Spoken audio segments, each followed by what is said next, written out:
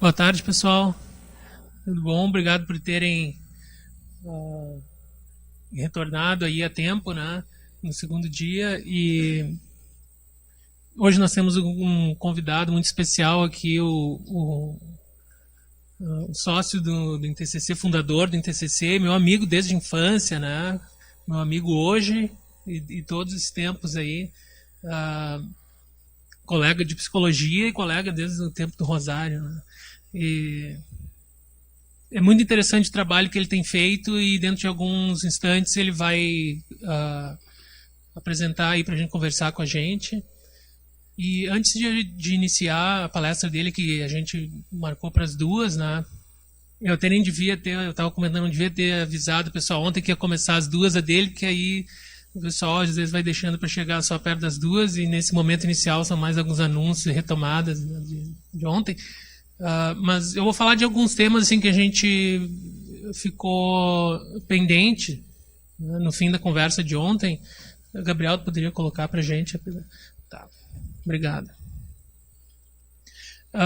Surgiu no final da nossa conversa ontem uma questão muito importante de uma colega aqui, né? Não sei se ela chegou, mas independente, né?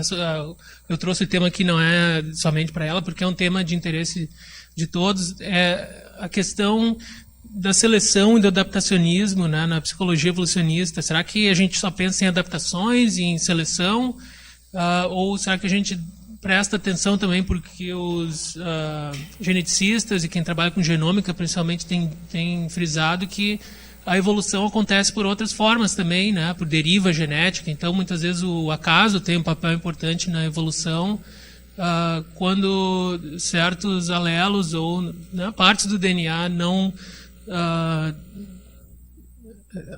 os traços em que eles influenciam não tem algum papel essencial na reprodução ou na sobrevivência naquele momento, naquela fase histórica da espécie, aquele alelo pode variar, pode chegar inclusive à fixação, ou seja, ele ser o único alelo naquela região genética.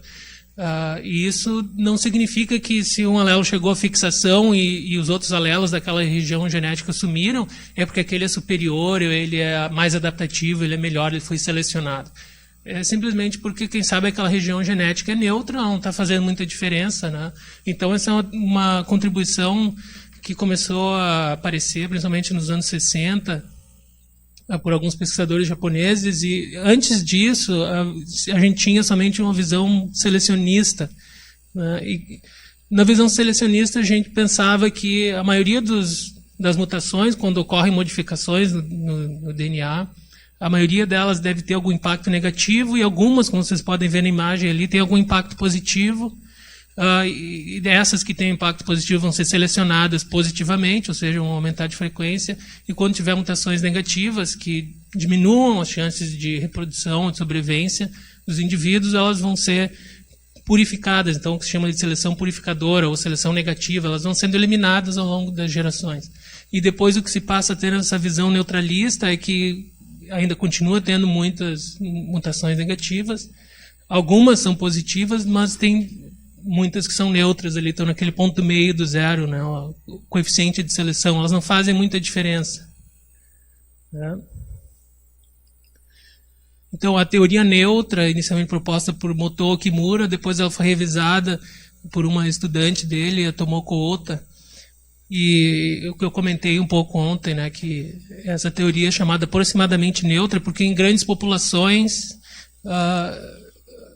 o papel da deriva vai sendo diminuído, né? Se a gente tem populações pequenas, o papel do acaso é mais representativo, e quanto maior a população, simplesmente por uma função matemática, né, a chance probabilística de alguma mutação que ocorre em uma pessoa, sendo neutra, se fixar na população inteira é pequena. Se for uma população grande em humanos, na evolução social de humanos, a gente sabe que os grupos, comparado a outros mamíferos, a outros animais, são grupos grandes, né? A socialidade complexa. Então a gente pensa que em humanos a importância da deriva, né, é pequena, comparativamente. Mas mesmo que fosse grande, vamos pensar assim, quando a gente está olhando para regiões cerebrais, ou para emoções, ou para habilidades cognitivas, seria possível que elas tivessem sido moldadas, ou elas vieram a existir por causa da neutralidade, ou por causa da deriva? A deriva ou a neutralidade leva à evolução de, digamos assim, uma nova região cerebral, um novo, né, uma grande modificação em um neurotransmissor. A seleção é que molda fenótipos complexos, novos fenótipos, novas grandes modificações, né? A neutralidade e a deriva são importantes a nível genômico. Então, assim, quando a gente for olhar por que nessa parte do DNA tem essa sequência A, T, C, T, T, G e tal, ali a nível de DNA a gente pode pensar, bom, quem sabe essa região é neutra, né? Mas seria muito difícil a gente pensar um fenótipo complexo, né? Por que a gente tem, né, um braço que é assim, com esses músculos e tal. Um braço não foi moldado pela neutralidade, ele foi moldado porque ele foi selecionado, ele é adaptativo, os músculos funcionam de uma forma que facilite resolução de problemas que precisam de força física, etc. Então, quando a gente fala também da psicologia, habilidades cognitivas em geral, relações sociais, elas foram moldadas principalmente pela seleção positiva para aumentar a frequência de alelos que são adaptativos, e negativa, então, seleção purificadora, quando existem alelos que não são tão adaptativos quanto aqueles que já existem na população, eles são eliminados, né? Então, é só uma reflexão assim, sobre essa questão que aparece muito na genética e na genômica, e aí a gente passa a se perguntar por que na psicologia a gente só fala de adaptação, né? Não é que a gente tenha esquecido da teoria neutra, é um foco, né? A gente foca no que vai nos ajudar a entender os fenótipos. Só para um exemplo, assim, tem artigos que identificam, que já existem métodos para identificar quando que existe uma seleção positiva e quando que existe uma deriva genética, né? Então, existem métodos para distinguir se uma determinada região do genoma foi influenciada por um ou por outro mecanismo. E antes de passar para o Eduardo, um ponto que eu queria comentar, que ficou de ontem ainda, né? A maioria do pessoal chega assim na psicologia evolucionista e quando se depara pela primeira vez, leu, né, ou viu documentários ou discutiu com as pessoas sobre o gene egoísta e fica com essa impressão, né, de que tudo é o gene, né? E as pessoas que estão dentro da psicologia evolucionista, elas valorizam demais, né, valorizam muito essa perspectiva, mas têm a noção de que existe uma grande discussão ainda, né, mas a grande maioria das pessoas no campo priorizam a visão que se chama de seleção multinível, ou seja, vários níveis de organização do fenótipo podem ser enxergados, digamos assim, pela seleção, né?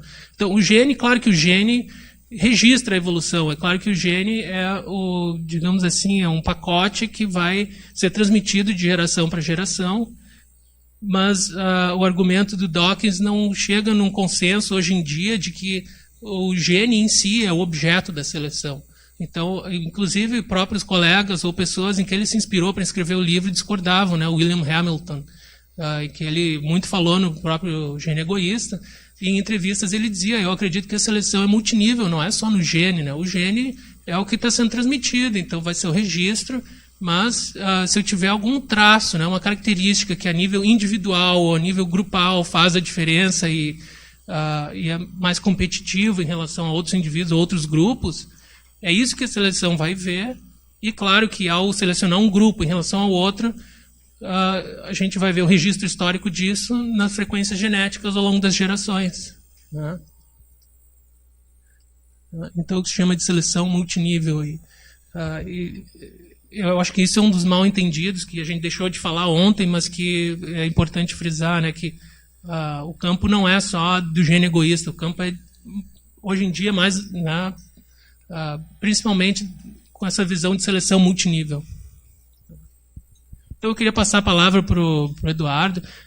Ele vai falar, né, de temas, assim, como eu anunciei ontem, mais relacionados à clínica. que é muito importante para a gente passar a pensar aplicações que a gente vai ver nos próximos dias para organizações, para compreensão do desenvolvimento, intervenções sociais, né? Mas a gente começa com esse grande passo da clínica que eu, no segundo momento, hoje vou discutir um pouco também. Tá? Então, obrigado. Tudo bom, pessoal? Alguns rostinhos conhecidos aí na plateia. Eu queria agradecer o Heitor, né, meu amigo já de tanta data, de longa data, né, e a Lisiane pela essa iniciativa. Eu acho que esse curso, esse é o reflexo, né, muitas pessoas interessadas, vagas lotadas, né, eu acho que a gente tem que ter mais desses cursos assim na psicologia. Bom, pessoal, eu vou falar um pouquinho, eu não sou tanto da área da psicologia evolucionista, eu sou mais da clínica, eu sou terapeuta cognitivo-comportamental, mas muitas das explicações evolucionistas me ajudam a entender o que se passa com os meus pacientes. Eu vou pegar mais essa parte da prática e tentar ilustrar isso para vocês de algumas teorias. A gente vai passar um pouquinho pelos transtornos, por tipos de sofrimento, nem tudo na clínica é transtorno, né? Mas tipos de sofrimento, por exemplo, que é bem comum na clínica, arranjar um par, né? Como que as pessoas têm algumas dificuldades, a gente vai tentar entender à luz da psicologia evolucionista, então.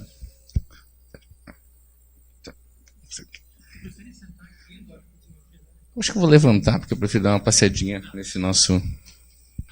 Aí, perfeito. Bom, pessoal, a primeira coisa que é interessante da gente entender, assim, a nível individual, é que nós somos sistemas complexos adaptativos. O que isso quer dizer? Quando a gente trabalha em clínica, a gente começa a entender o nível de complexidade que é uma atuação em clínica, a tua prática, como ela vai ser definida. Vocês devem ter algum conhecido que trabalha na TI, né? Ele trabalha com sistemas complexos, fechados. Nós trabalhamos com sistemas complexos adaptativos, sistemas complexos abertos, ou seja, além de diversas regrinhas mentais que esses pacientes têm, elas mudam ao longo do tempo, elas aprendem novas regrinhas, o que torna um tanto quanto complicado a nossa profissão e até divertido e desafiadora no sentido de como aplicar ou como ter uma determinada ação em função disso. Tá? O que eu acho interessante também a gente conversar, pessoal, é em psiquiatria e psicologia, a falta que a gente tem, na verdade, de uma definição prototípica do que seria uma doença. Quando a gente fala de transtorno, e se vocês verem lá no DSM, na CID, a gente sempre vai ter um critério que é sofrimento significativo. Tá? E esse critério de sofrimento significativo ele é bem importante e relevante, mas ele também nos deixa um pouquinho sem chão nessa parte. Por exemplo, nós não temos um biomarcador específico ainda, a gente tem um conjunto de, mas não específico, da depressão. A gente tem alguns sinalizadores, mas não algo que a gente diria mais clássico. A psiquiatria sofre ainda um pouquinho nesse sentido, né? Assim como a psiquiatria tem essas diferenças em relação à medicina. A gente não está falando necessariamente de doenças, tá? Com exceção de algumas condições mais graves, mas a gente está falando de transtornos, de sofrimento. E aí vem também a questão, será que esse sofrimento em si é patológico? Né? Que a gente estava conversando, por exemplo, assim como ele pode ser um mecanismo adaptativo para gerar mudança. A gente vai falar um pouquinho disso na depressão e como que a ruminação tem um papel importante no paciente refletir uma nova estratégia, etc. Tá? E também a questão que a gente não pode entrar, né, que o evolucionismo seria uma hermenêutica, um sistema fechado que explicaria tudo. Eu já vi teorias absurdas, inclusive sobre o nosso desenvolvimento de cabelo, que era para fugir de predadores aéreos, né, para a gente fazer uma simulação como se fossem cocos e etc. Eu já vi esses absurdos dentro da psicologia evolucionista. A gente tem que tomar um pouquinho de cuidado quando a gente está falando de transtorno, para não tentar explicar tudo. O que eu vou tentar trazer para vocês não são necessariamente fatos, pessoal, mas o que dessa teoria a gente pode derivar para a prática clínica. Tá? E se existe uma função biológica dessa psicopatologia, né, o funcionamento dela, para isso que a gente vai ver. Tá? Algo que eu gosto sempre de trabalhar com meus pacientes, eu trabalho no NEPT, tá? Em grande parte eu atendo pacientes com múltiplos traumas. E algum subgrupo desses pacientes tem altíssima desregulação emocional. Quando a gente está trabalhando com emoções, é interessante a gente explicar sobre o nosso velho cérebro. Eu gosto de fazer essa analogia. Nem sempre as emoções estão trabalhando ao nosso dispor do ponto de vista indivíduo, né? Quando a gente está ansioso, por exemplo, numa apresentação, não necessariamente isso está me beneficiando diretamente como indivíduo. Mas isso é um mecanismo antigo necessário, tá, para a adaptação da espécie. Então, quando a gente começa a mostrar para os pacientes essa necessidade das emoções e como esse velho cérebro funciona, as coisas começam a ficar um pouquinho mais simples. O exemplo que eu posso dar para vocês, a gente tem trabalhado muito com pacientes com transtorno de estresse pós-traumático complexo. Saiu na CID-11, não sei se vocês viram. São pacientes que passaram por múltiplos eventos traumáticos, mas que têm um funcionamento muito similar a transtorno de personalidade border. Tá? Então, tem extrema desregulação emocional. E esses pacientes muitas vezes chegam para nós sem entender as emoções. Eu não sei o que eu estou sentindo. Eu não consigo identificar exatamente, porque o sistema emocional deles é um pouquinho mais tune-up, assim, mais intenso, digamos assim, mas 2, principalmente porque eles efetivamente não conseguem se adaptar dentro dessas funções desse velho cérebro e do que eles precisam naquele momento. A gente também vai passar por essas psicopatologias, tá? Mas as emoções sempre têm uma sabedoria que eu gosto de dizer darwiniana. Elas estão nos dizendo alguma coisa. Talvez não seja o que a gente precise naquele momento, mas elas têm um sentido e têm um porquê. O Heitor vai falar um pouquinho mais sobre as emoções, não vou entrar tanto diretamente nesse assunto. Tá? Não vou me atravessar. Tem tanta coisa para falar que eu tenho que selecionar um pouquinho aqui. Tá? Bom, pessoal, apesar de ser um cognitivista, eu tenho que dar o devido reconhecimento a esse moço aqui, tá?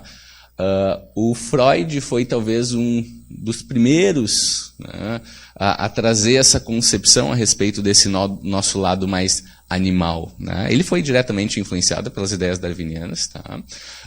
E ele trouxe a concepção de como esse lado animal nos influenciava no dia a dia. Grande parte, inclusive, do que a gente tem culturalmente hoje com essa concepção vem do que o Freud desenvolveu com a psicanálise. Lógico que a psicanálise freudiana já está ultrapassada naqueles conhecimentos que a gente tem hoje em dia, mas a gente tem que fazer o devido reconhecimento aí. Trabalhando com a clínica, pessoal, é muito interessante que como eu me formei como terapeuta cognitivo-comportamental, o grande enfoque que a gente tinha na época que eu me formei era ansiedade e depressão. Isso é interessante. A gente consegue efetivamente fazer com que grande parte dos nossos pacientes com ansiedade e depressão tenham uma melhora. Mas o mundo real é muito mais amplo do que isso. Né? E quando a gente amplia essa perspectiva, a gente começa a ver outros fatores que são que efetivamente têm uma importância também nesse desenvolvimento. Eu gosto da concepção de imprinting e depois dos estudos do Harlow e de apego do Bowlby, tá? Para a gente compreender como é que são formados efetivamente os vínculos. O imprinting, eu não sei se vocês já chegaram a falar nos outros, não chegou a falar? Vou dar spoiler de alguém? Não posso falar, então tá. O imprinting, quem desenvolveu essa ideia, um dos desenvolvedores dessa ideia foi o Konrad Lorenz, tá? Com os gansinhos. Então, o ganso, ele tem uma característica específica que ele tem um córtex visual muito bem desenvolvido. Então, a primeira coisa que ele visualiza e ele vê, ele vai classificar como mamãe. Tá? Então, nos primeiros 10 minutos. Então, se vocês estiverem na frente de um gansinho, vocês forem vistos por ele logo que ele eclodir do ovo, ele vai chamar ou classificar vocês, né, como mamãe. E ele vai seguir vocês para cima e para baixo. O próprio Konrad Lorenz testou essa hipótese nele. Tá?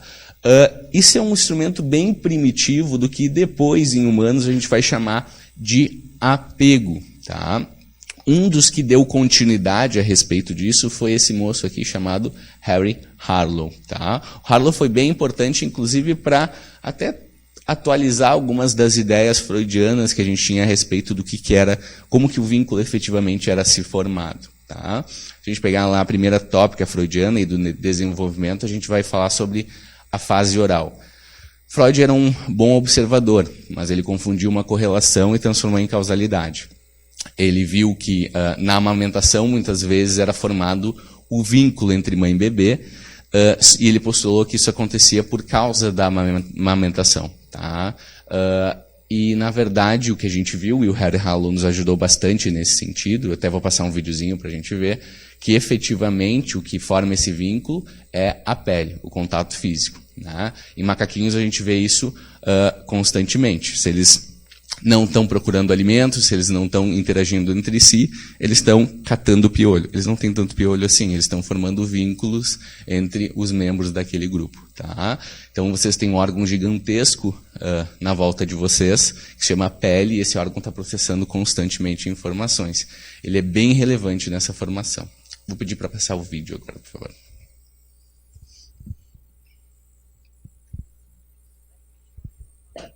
Raised on a nursing wire mother.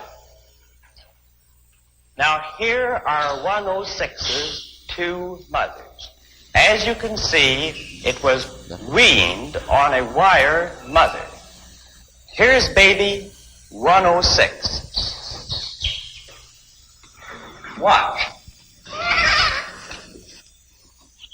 He's going to the wire mother. He's got to eat to live.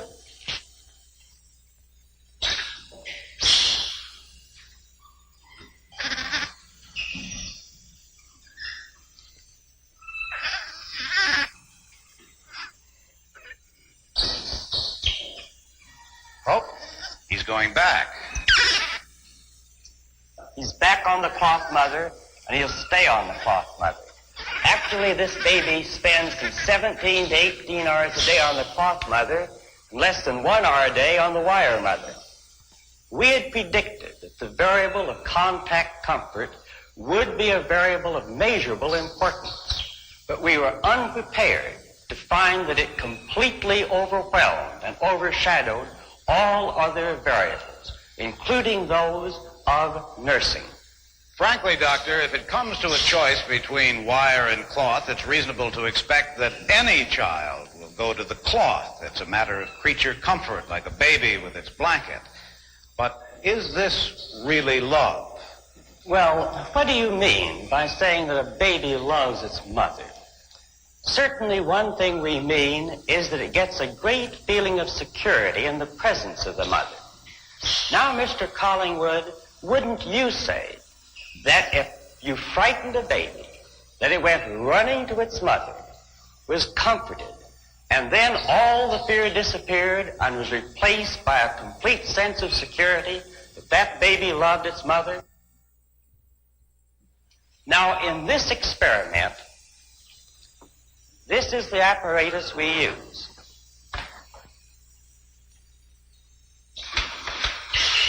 That looks diabolical. That's just the way the baby monkey feels about it. Flashing eyes, loud sound, moving mechanical parts, all of these things are designed to frighten a monkey. Now here we have a peaceful, resting baby monkey. Let's find out what his reactions to his mother are when we frighten him.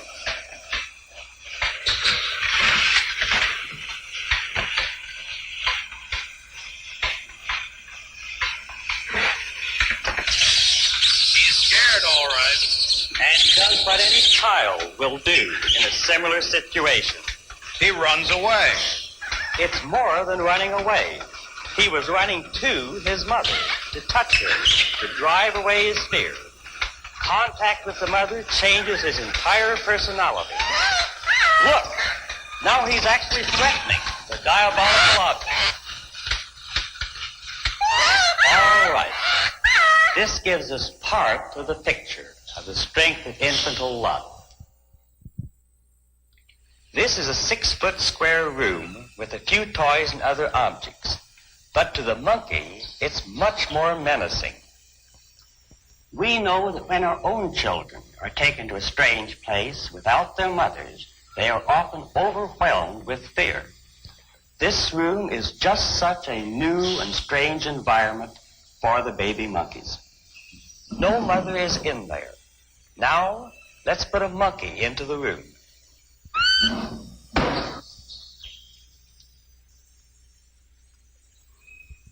Esse é o caminho para o apego inseguro, pessoal.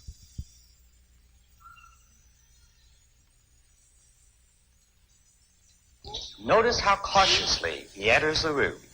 He's searching for comfort, but nothing relieves his disturbance.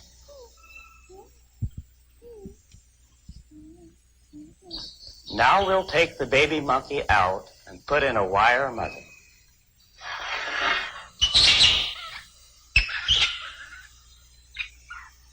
Now, this one was nursed by a wire mother. That's right, all his life. She doesn't seem to help much.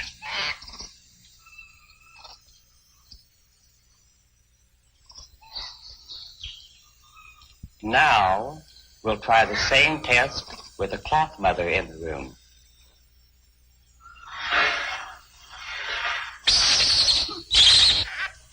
You see the contrast in the behavior? Despite the fact that the wire mother nursed him, she could offer this infant nothing in the way of affection or security. But here the monkey, by rubbing against the cloth mother, as if he were seeking as much contact comfort as he could get, builds up his reservoir of affection and security. First, his body relaxes as the fear disappears. But above and beyond this, new positive response patterns appear. He now goes out to explore and investigate this new, strange world. He is now a normal, happy, curious baby.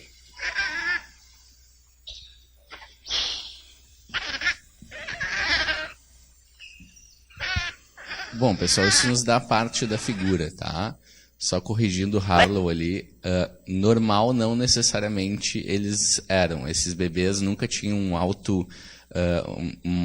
não alcançavam uma alta hierarquia dentro do grupo de primatas, muitos deles tinham dificuldade de relacionamento com outros macacos, tá? Mas isso nos dá parte da figura. O Harlow fez o quê? Ele isolou as variáveis, né? Ele viu se efetivamente era através da amamentação ou através do toque que isso acontecia. E em nós primatas isso é através do toque. Mas por que isso é importante também para a prática clínica? Bom, daí vem esse moço aqui, o Bowlby, tá? Com a teoria de apego. Na teoria de apego, eu sei que talvez muitos de vocês já conheçam, já saibam, a formação de vínculo de como se fosse uma internalização desta mãe, tá? O Bowlby vai utilizar esse tipo de nomenclatura, vai permitir que a criança reconheça essa mãe. Dentro da nossa história, né, a nossa espécie é uma espécie extrema. E ela fez várias opções. Nós não somos os mais rápidos, nós não somos os mais fortes, nós não somos os mais ágeis.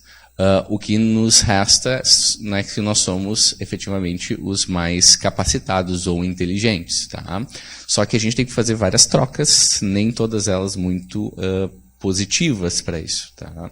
A nossa espécie, se eu não me engano, a última vez que eu vi as revisões, ela teve em algumas vezes em risco de extinção, bem no início, acho que foi em torno de 4 ou 5 que a gente tem registro até agora.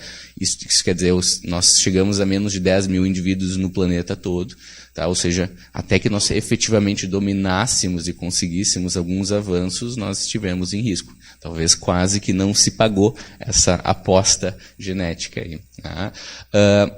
Nós temos algumas características importantes também, que é o bipedismo. Né? Então, no momento que a gente sai de 4 patas e vira em 2 patas, nós fazemos algumas trocas importantes que diminuem o canal vaginal da mulher. Isso especificamente também gera diversas consequências no desenvolvimento e neurodesenvolvimento. Um deles é que a nossa espécie demora muito tempo para ficar pronta. Tá? Se vocês já viram no National Geographic ou no Discovery Channel, algumas coisas assim, uma gazela nascendo, né, ela nasce, cai no chão, faz ploft. Ela fica um tempo tentando se equilibrar e ela basicamente já está tendo comportamentos muito similares aos adultos. Ela não está totalmente pronta, mas está muito próxima de estar pronta. Né? A nossa espécie demora muito tempo para, digamos assim, ficar pronta. Em termos cerebrais, inclusive, isso demora em torno de 25 anos. Isso é bastante tempo. Né? Então, essa troca que nós fizemos exige que as relações vinculares, e nós somos extremamente dependentes dessas relações de grupo, estejam, de alguma maneira, bem. Tá? E isso é algo que a gente vê na prática clínica constantemente. Talvez 80% da demanda são relações sociais ou complicações sociais ou dificuldades de parceiro e etc., de afeto. Tá? Eu trabalho com terapia cognitiva, como eu falei para vocês, tá, pessoal? E dentro da perspectiva cognitiva, talvez a que mais aborde essas características é a terapia de esquemas. Tá? Eu não vou entrar tanto profundamente em cima disso, mas que tem, sim, tido boas contribuições dentro da psicologia cognitiva, da psicoterapia cognitiva, que seria muito vinculado a essa ideia dessas formações das primeiras relações dos primeiros anos de vida. Tá? Outro fator interessante para a gente contextuar dentro da psicoterapia cognitivo-comportamental evolucionista é a teoria da dissonância cognitiva do Leon Festinger. Tá? Nós temos uma tendência, e a maioria dos sistemas biológicos são em algum grau bem mantenedores, assim, né? Ele tem uma tendência a se manter. O sistema cognitivo, derivando então de um sistema biológico que é o cérebro, ele também. Tá? Nós temos uma tendência a manter a congruência dentro das informações. Esse moço aqui foi que nos mostrou isso. Tá? O Leon Festinger ele fez um primeiro, talvez um dos mais famosos estudos dele, que foi naquelas seitas de apocalipse, assim, tipo, o mundo vai acabar nos próximos, 10 meses. E eles estudaram essas seitas, tá? E eles tiveram permissão das pessoas ali para ver o que aconteceria quando o mundo não acabasse, como as pessoas iriam reagir. E eles dividiram em 2 subgrupos, assim, os high believers, aqueles que acreditavam muito efetivamente que aquilo ia acontecer, e os low believers, né, aqueles que não acreditavam tanto assim, mas vai que, né, vai que o mundo acaba, então melhor eu já estou por aqui, já vou ser salvo. Tá? E lógico, eles foram lá, acho que era um lugar específico, que eles iam ser resgatados, tá? Era uma seita de, se eu não me engano, de alienígenas, então eles iam ser resgatados pelos alienígenas, e eles não foram. E aí começou efetivamente o estudo do Festinger, como as pessoas iriam reagir frente a essa situação. E o que aconteceu foi que os low believers agiram como todos nós reagiríamos. Ok, não deu certo, né? Vou partir para outra, talvez não seja essa a minha expressão de fé, efetivamente as coisas têm que mudar. Mas aquelas pessoas que acreditavam muito nesse fenômeno, elas efetivamente começaram a arranjar desculpas para isso. Tá? Tipo, a gente leu errado as escrituras, né? A gente fez alguma coisa de errado que efetivamente não ajudou com que a gente fosse salvo, né? Talvez Deus nos deu mais tempo aqui para provar alguma coisa, Deus ou o Deus deles, enfim. Então eles arranjaram subterfúgios cognitivos para manter essas regrinhas. Tá? Isso é importante na prática clínica, porque as pessoas não mudam mesmo a gente dando todas as características racionais.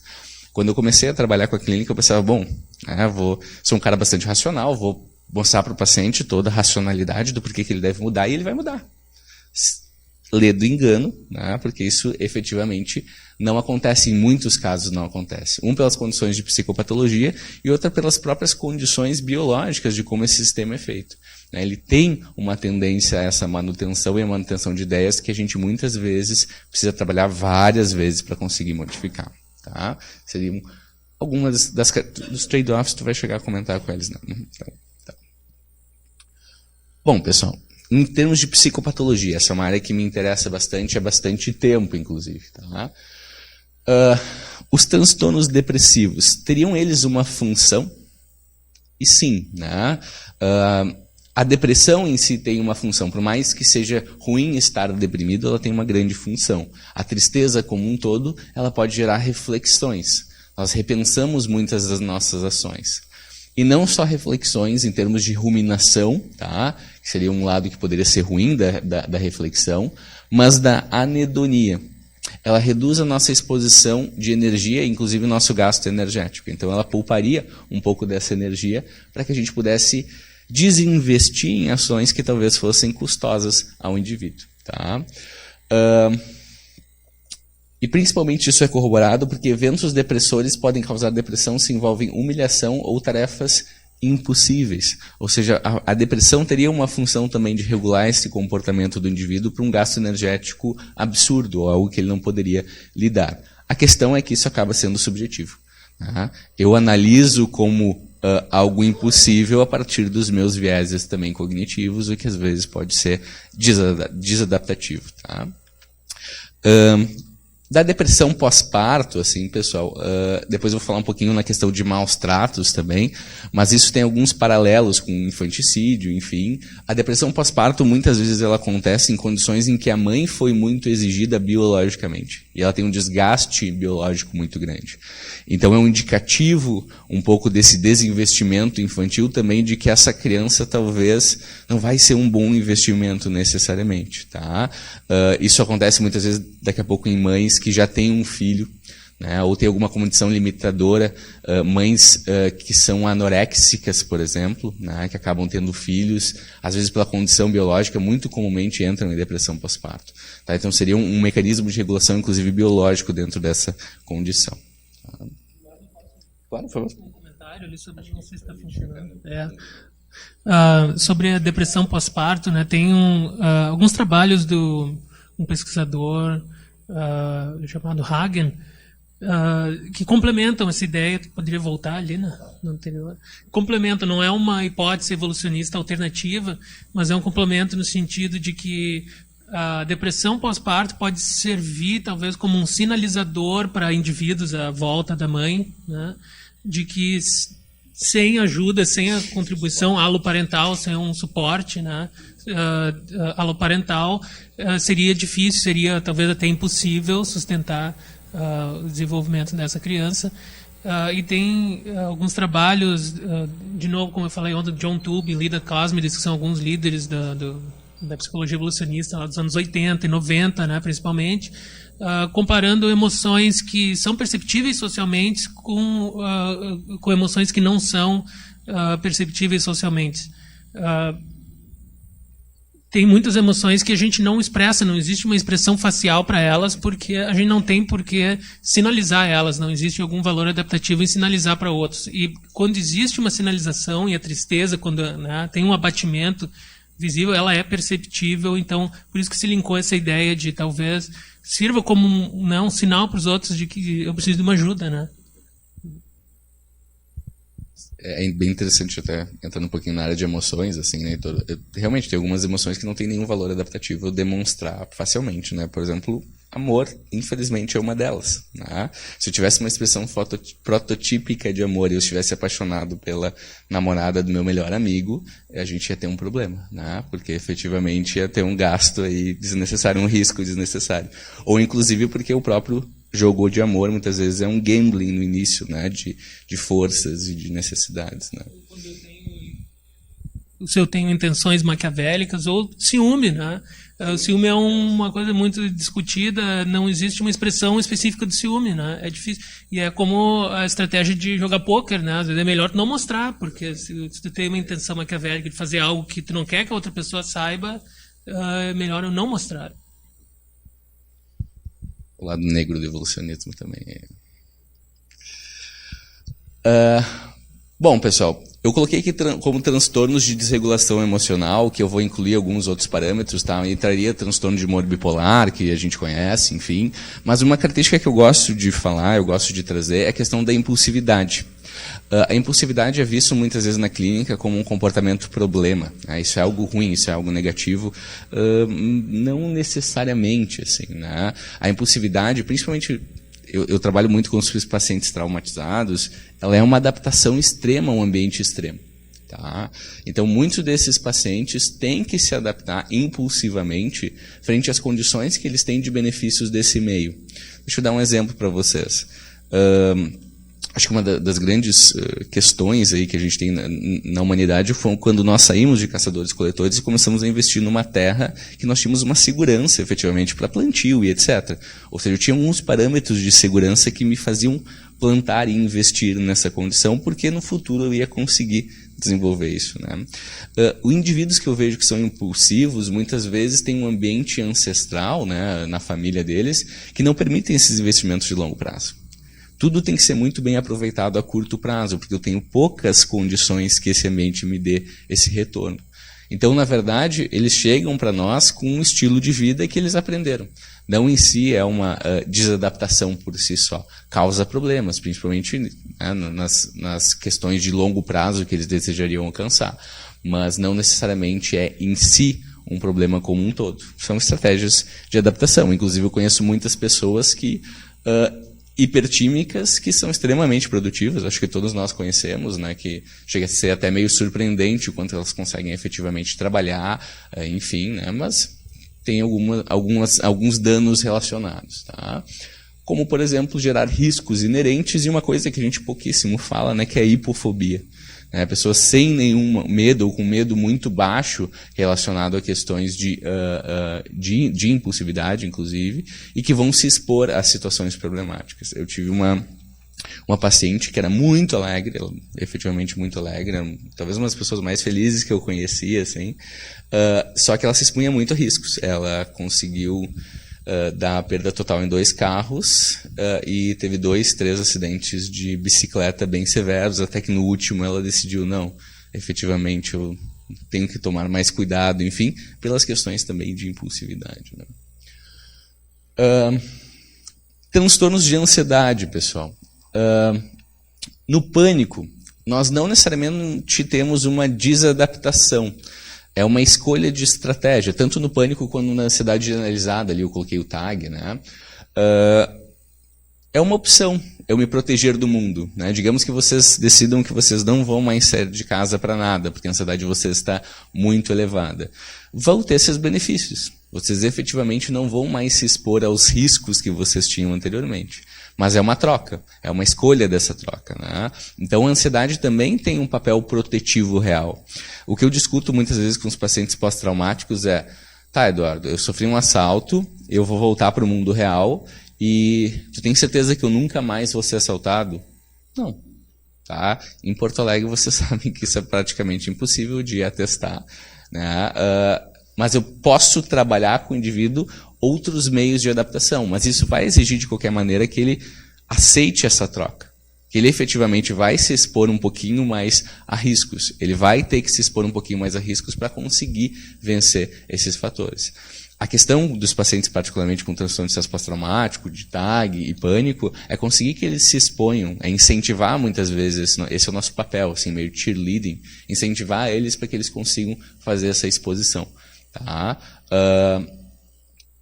Mas essa troca tem que ser bem planejada. Assim. Das fobias específicas, o que eu gosto é que todas possuem uma base evolutiva, até as aparentemente mais estranhas. Tá?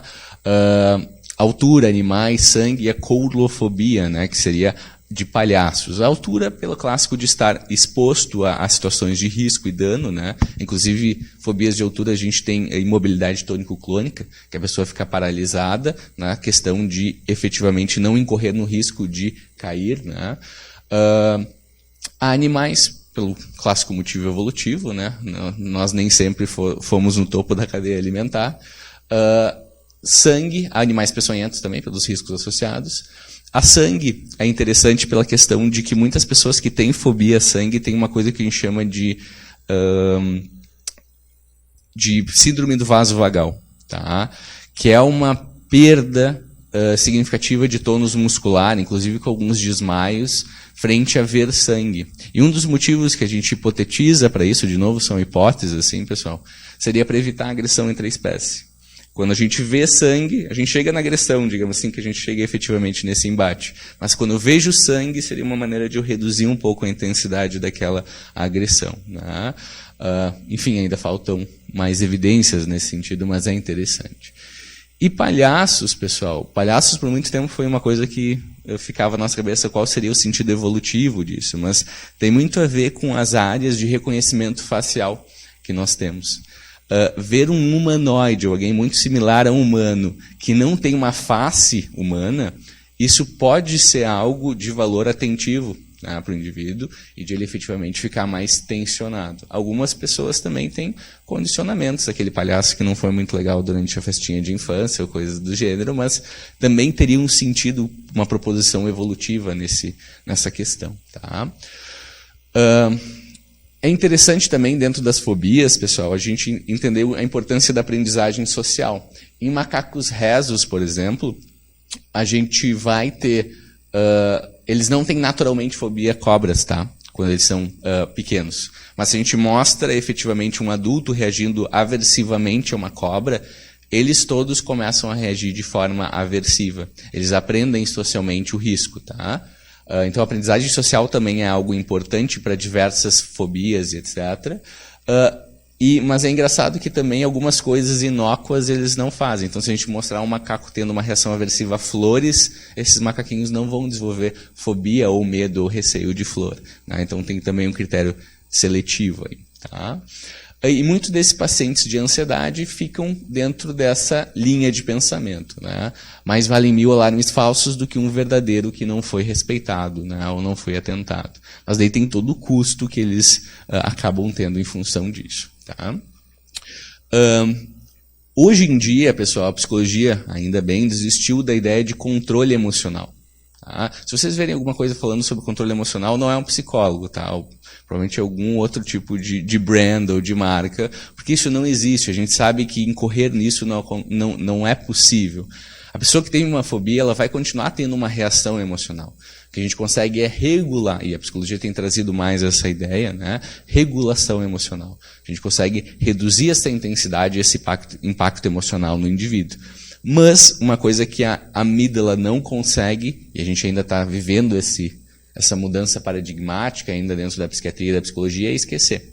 Essa talvez seja a grande dificuldade que a gente tenha para ter um esquecimento a nível amidalar, ou seja, a nível de condicionamento de medo. Tá? Existem alguns tipos de drogas propostas a respeito disso, mas esse é um tema bem extenso. Assim, tá?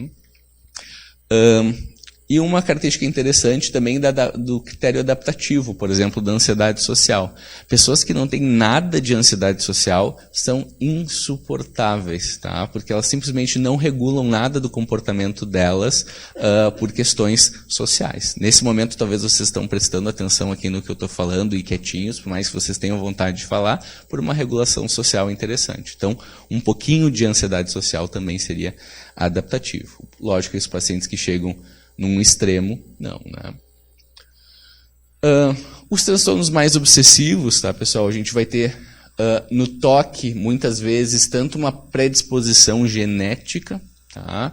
Assim como algumas questões de aprendizagem social. É comum termos pais com transtorno obsessivo compulsivo e filhos também. Mas é interessante também como a gente pode condicionar a superstição. Alguns indivíduos são mais digamos, influenciados por comportamentos supersticiosos, outros menos, mas a gente pode influenciar a superstição, e o Skinner já nos mostrou isso há muito tempo, influenciando a superstição nos pombos. Ele decidiu reforçar aleatoriamente pombos com comida, né, que é algo reforçador para eles, e ele dava de vez em quando comida para os pombos. E ele fez um algoritmo aleatório, então de tanto em tanto tempo ele dava essa comida. E quando ele voltou para ver os pombos, isso depois de mais ou menos meio-dia, assim, ele viu que cada pombo estava fazendo um comportamento nas caixas de Skinner. Por quê? O comportamento anterior que eles estavam fazendo é o que eles condicionaram como receber a comida. Então, se o pombo estava girando, ele ficava girando que nem o peão da casa, né, do Silvio Santos, assim, para efetivamente receber a comida. E toda vez que ele girava, ele recebia comida, e ele continuava girando e assim por diante, né? Então, é interessante nós vermos como isso também tem um equivalente animal aí, nessa aprendizagem. Hipocondria, bom, teria uma hiperproteção a questões de doença, e o colecionismo respondendo aos ambientes de falta, seriam estratégias adaptativas das pessoas que teriam um ambiente, e realmente a gente vê no histórico de vida desses pacientes, um ambiente de muitas faltas no início de vida, assim, ou condições de instabilidade. Então ele acaba usando comportamentos de colecionismo na tentativa de suprir isso. Dos transtornos traumáticos, assim, pessoal. O transtorno de estresse pós-traumático, que é o mais conhecido, é o carro-chefe deles, né? A gente vê nos pacientes traumáticos crônicos, a gente está falando isso depois de 6 meses, assim, o que a gente chama de primitivização cortical. Que é o quê? Por mecanismos, inclusive de down regulation em algumas áreas do cérebro desses pacientes, eles começam a ter uma resposta de medo, de luta ou fuga mais constante. Tá? E se eles não saem efetivamente do transtorno e da memória traumática, é como se eles estivessem vivendo aquilo, revivendo aquilo o tempo inteiro. É como se o corpo deles estivesse dizendo para eles, isso está acontecendo aqui e agora, nesse momento. E esse primitivismo cortical é um mecanismo bem interessante assim, de trocas em termos de poupar biologicamente, mas ele reduz a capacidade que o indivíduo tem de regular efetivamente a sua resposta. Então, os pacientes muitas vezes têm reações de sobressalto, que é uma maneira, a ansiedade deles perde a capacidade de se regular finamente, digamos assim, né? Então, qualquer coisinha já gera um disparador de luta ou fuga, tá? Outro fator interessante, né, até de mecanismos cognitivos que eu coloquei aqui, que a gente chama de culpa patológica. Muitos desses pacientes pós-traumáticos têm culpa patológica, que é uma culpa totalmente irracional. Tá? Por exemplo, a gente pergunta às vezes para vítimas de abuso sexual, quanto tu te sente culpado? Me sinto 95% culpado. Só que não foi tu que cometeu o abuso, né? Não teve nenhuma direção nesse sentido, muitos eram crianças, mas eles genuinamente se sentem muito frequentemente culpados. E isso ficou por bastante tempo, assim, do porquê que era esse mecanismo, né? Hoje já é reconhecido, inclusive, como um critério diagnóstico do TEPT, a culpa, tá? É na tentativa de controlar o meio. Se eu sou culpado, efetivamente, então, se eu não fizer isso que eu acho que eu fiz, que é também um pensamento mágico, é só eu não fazer isso, que isso não vai acontecer novamente no futuro. Tá? Então esse é o mecanismo da culpa patológica, uma tentativa de manipular o meio para que essas coisas horríveis não aconteçam comigo, mas na verdade é um pensamento mágico também. E o TEPT complexo, tá, pessoal, que seria muito similar ao TEPT, mas a diferença dele é que os eventos traumáticos têm a ver com questões interpessoais que aconteceram dentro do desenvolvimento desse indivíduo. Tá? E aí tem mudanças importantes. Assim. Eu tinha uma paciente que eu atendia que ela sofreu múltiplos abusos dos 5 anos de idade até mais ou menos os 16. Tá? Então, frequentemente abusada sexualmente pelo pai. Ela nem lembra mais quantos abusos efetivamente foram. E as consequências são muito diferentes, mas estão todas as consequências na tentativa de se adaptar ao meio futuro. Né? Ela faz uma extrapolação. Então, se minha vida foi assim durante a infância, logo ela vai ser assim durante o meu futuro. E lógico que ela não tinha incapacidade nenhuma de confiar em mim, inclusive, confiar em qualquer outra pessoa. Ela confiava desconfiando. Né? Ela sempre achava que as pessoas efetivamente iriam abusar dela no futuro. Então, a própria concepção que ela tinha de afeto, ela tinha uma dissociação interessante. Assim, ela dizia que tinha 2 pais. O que cuidava dela, porque ele também acabava efetivamente cuidando dela, e o que abusava dela. Então, ela fazia essa distinção, um mecanismo lá que eu falei para vocês, o Leon Festinger, né, de dissonância cognitiva, para conseguir manter esses 2 tipos de comportamento tão diferentes, distintos do pai. Mas tudo isso era preparado para que ela vivesse uma vida sobre essa perspectiva do medo. É como se meu pai fez isso, se meus cuidadores que deveriam estar me cuidando fizeram isso, logo todas as pessoas vão fazer também. Então foi muito difícil trabalhar com ela essa diferenciação aí desse pressuposto. Tá? Dissociação. Tá? A dissociação sempre foi discutida na literatura porque ela é uma anomalia cognitiva como algo negativo.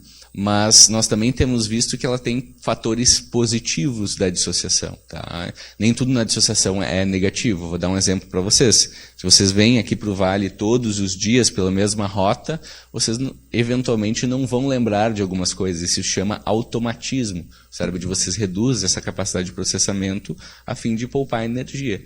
Isso é um mecanismo dissociativo, mas positivo. Tá? A dissociação que eu estou falando aqui também, de certa maneira, dos transtornos mais dissociativos, ela tem a ver quando esses mecanismos disruptivos, de alguma maneira, eles se perdem nessa capacidade. Então, o indivíduo passa por um evento traumático, ele não lembra, ele tem uma amnésia dissociativa, ele não lembra de efetivamente tudo que aconteceu com ele naquela situação. Tá? Então, se discute muito na literatura se esquecer algumas coisas talvez não pudesse ser benéfico também, em algum sentido, né, nesse mecanismo dissociativo. A gente faz uma vinculação com dissociação também no sentido de proteção. E daí vindo já de animais, assim, muitos animais, muitos predadores se localizam por movimento. Então, quando o coelhinho, bonitinho, branquinho, na neve, ele fica paralisado, ele não está pensando, tem que ficar parado porque efetivamente o lobo não vai me ver. Ele está parado porque ele está dissociado, ele está com muito medo, ele tem uma reação de medo muito intensa. Tá? A dissociação também acontece quando o mecanismo de luta e fuga não funcionam, que a gente chama de congelamento. Tá? Então, eu tento a fuga, se eu estou suficientemente distante para fugir. Se eu não sou capaz disso, eu ainda tento a luta. Se eu não sou nem capaz disso, eu posso congelar. E daí tem diversas hipóteses que a gente tem a respeito disso, mas algumas delas que são bem interessantes é que de algumas presas que são pegas e se fingem de mortas, depois de um tempo o predador ele para. Né? E no que ele para, elas aproveitam para fugir. Seria uma última, digamos, instância de conseguir se adaptar. Tá? E na somatização também é interessante, pessoal. Muitos dos nossos pacientes têm memórias, como eu falei para vocês, né? As trocas que nós fizemos do longo desenvolvimento humano. Então tem memórias distintas, tem sistemas de memórias distintos que nós temos. Até os 3 anos de idade, a nossa memória não se configura ainda muito bem em termos de imagem, em termos de palavras, principalmente. Então, tudo o que aconteceu, e se aconteceu eventos traumáticos na vida desse indivíduo antes disso, ela também fica registrado, mas por um mecanismo mais primitivo, mais somático, inclusive. Tá? Por exemplo, quem já viu algum vídeo de um cachorro que foi maltratado, qual é a reação do cachorro? Ele fica mais encolhido. Ele tem uma memória somática do que é o toque. Então, ele se defende daquilo. Tá? Na somatização, muitas vezes, o que acontece também tem a ver com mecanismos dissociativos, tá? De memória, e principalmente da memória somática. Então, a pessoa lembra que ela foi maltratada. Tá? Não estou dizendo que todos os transtornos dissociativos são isso, mas que a gente teria esse mecanismo, no sentido de que essa memória somática está gravada, mas ela não lembra o acontecimento, o fato. Né? Isso não está acessível a esse sistema de memória. Transtornos alimentares, pessoal. Né? Nós nunca tivemos dentro da nossa história a possibilidade de alimentação que nós temos hoje em dia. E hoje, talvez se vocês entrarem em livrarias, talvez o que mais tem são dietas diferentes e como emagrecer, porque realmente é muito difícil. Hoje em dia a gente tem uma possibilidade de alimentação tão grande que nós nunca tivemos uma internalização dessa regulação. Sempre foi externo a nós essa regulação. Tu tinha que correr muito para conseguir caçar, né? Tu tinha que subir em galhos altos, tu tinha que gastar energia para efetivamente conseguir o alimento disponível. Tá? Então, também tinha um custo relacionado a não se alimentar com o máximo de comida disponível. Tu não saberia quando efetivamente tu iria obter isso. Então, era regulado esse comportamento mais de binge. Tá? Também tem um sentido para quem trabalha na área de trauma, tá, pessoal? Muitos pacientes que passaram por abusos sexuais acabam escondendo traços sexuais secundários através também de um mecanismo de obesidade. Por quê? Eles não se sentem como atraentes, eles não se veem como vítimas dessa atração para evitar, né, uma evitação de um dano futuro também relacionado ao abuso. Tá? Transtornos restritivos como anorexia e bulimia, né, pessoal?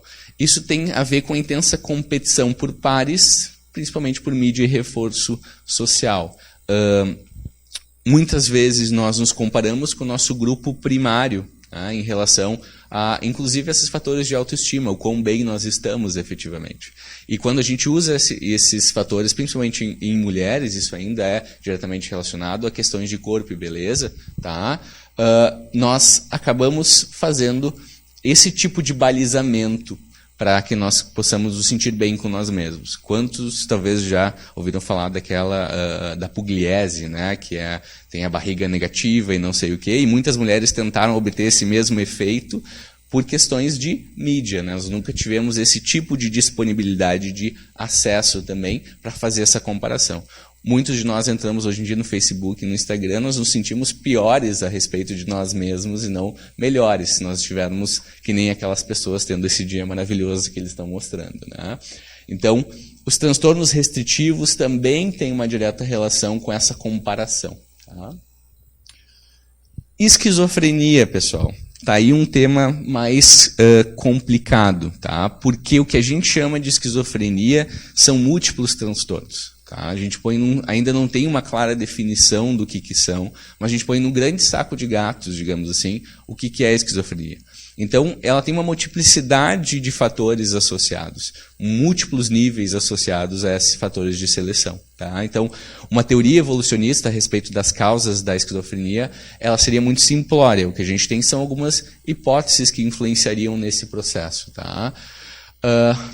Os pacientes com esquizofrenia, só para conceitualizar, tá, pessoal, eles têm muito uma tendência à externalização. Eles têm uma incapacidade, como se fosse, de entender muitas vezes esses fenômenos internos. Então, por exemplo, o paciente às vezes tem um pensamento de suicida, inclusive, né? Ele pode pensar, ele pode ter uma alucinação de que alguém está emitindo pensamentos para que eu me mate, né? Alguém está controlando a minha mente. Então, ele tem uma dificuldade de estabelecer esse limite entre o que é o externo e, efetivamente, um interno. Tá? Uma das teses que a gente tem é um custo que seria na questão de aquisição de linguagem, porque parte da função da linguagem é regular também esse mundo interno e esse mundo externo. E os pacientes esquizofrênicos têm muita dificuldades em diversas áreas cognitivas, neurologicamente falando. Tá? Eles têm diferenças muito grandes entre os pacientes normais. Isso se dá também, em grande parte, pela essa mediação da linguagem como um todo. Outra hipótese seria a criatividade em parentes, né? Enquanto muitas pessoas que têm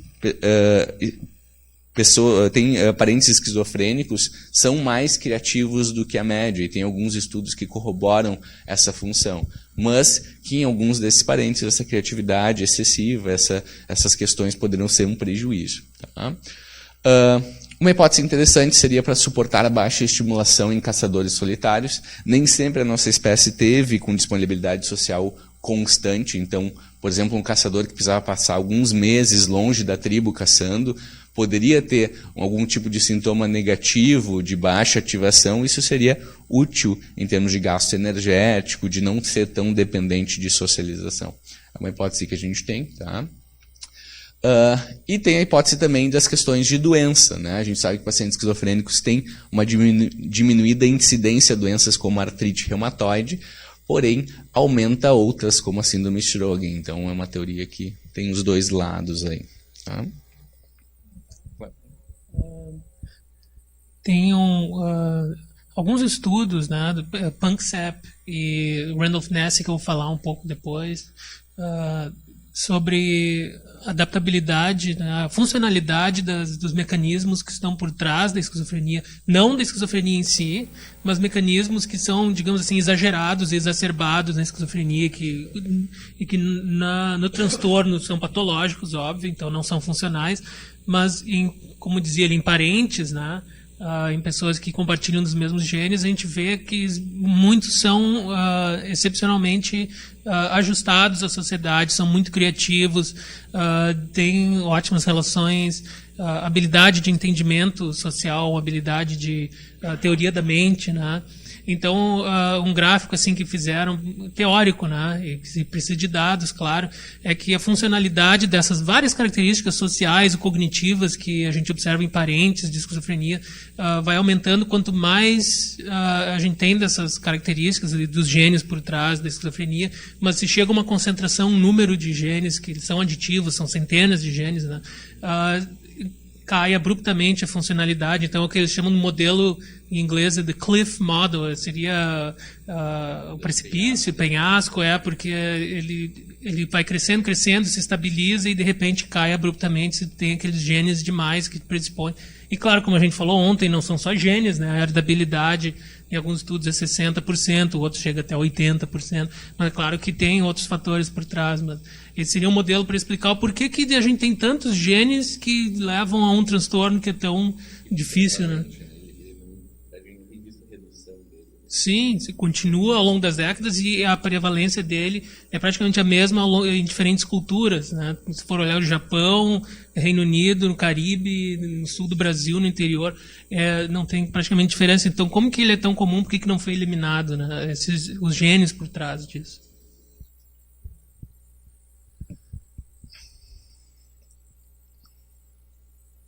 Bom, pessoal, daí tem uma área que eu trabalho também bastante. Eu acho que a psicologia cognitiva como um todo consegue contribuir significativamente para esse entendimento. Acho que o próprio modelo último do Beck de personalidade trabalha muito com o princípio evolutivo dos transtornos de personalidade. Tá? Os transtornos de personalidade são outro caso à parte dentro da psicopatologia. Porque muitas pessoas que têm esse transtorno não sabem que têm esse transtorno e, inclusive, não vão dizer para vocês que tem um sofrimento significativo por esse transtorno. Eles vão dizer que os outros são um problema e que não é ele o problema de forma nenhuma. Tá? No cluster A, a gente tem o que a gente diz os esquisitos, né? Os fora do padrão, né? Que seriam os paranoides.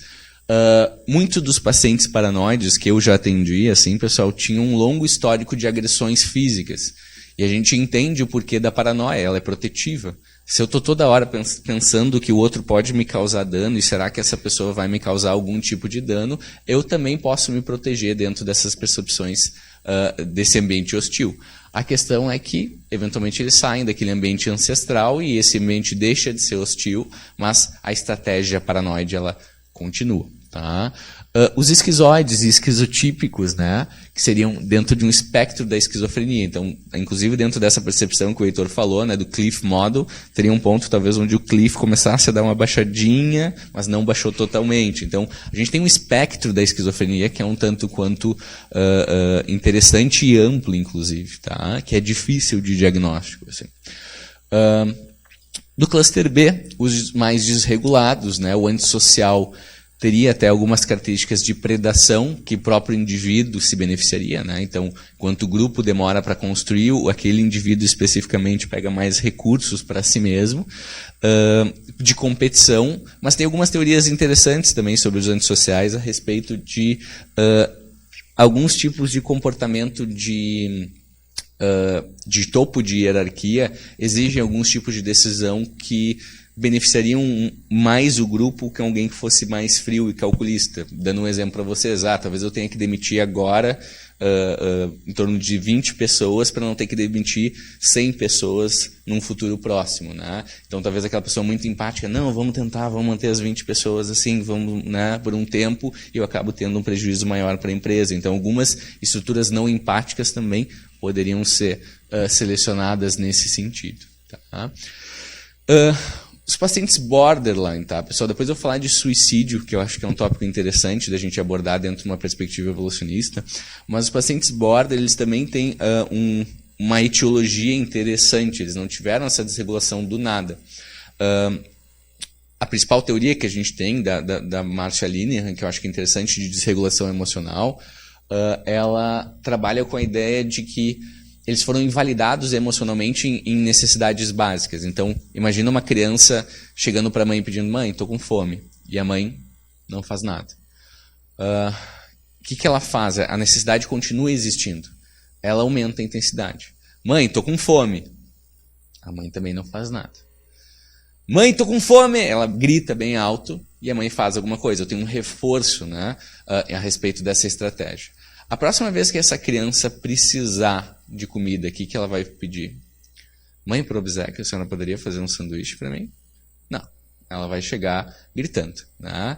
E como uma das funções das emoções é modular a ação, né? A minha ação que foi reforçada pelo meio, ela é uma ação de alta intensidade. Ela também vai regular esse mecanismo interno de processamento de emoções. Então, a minha intensidade emocional vai ser alta. Tá? Então, de novo, aquele ambiente ancestral, ele foi validante, por mais caótico que possa parecer para quem está olhando de lado, mas essa criança conseguiu efetivamente essa necessidade básica que ela precisava.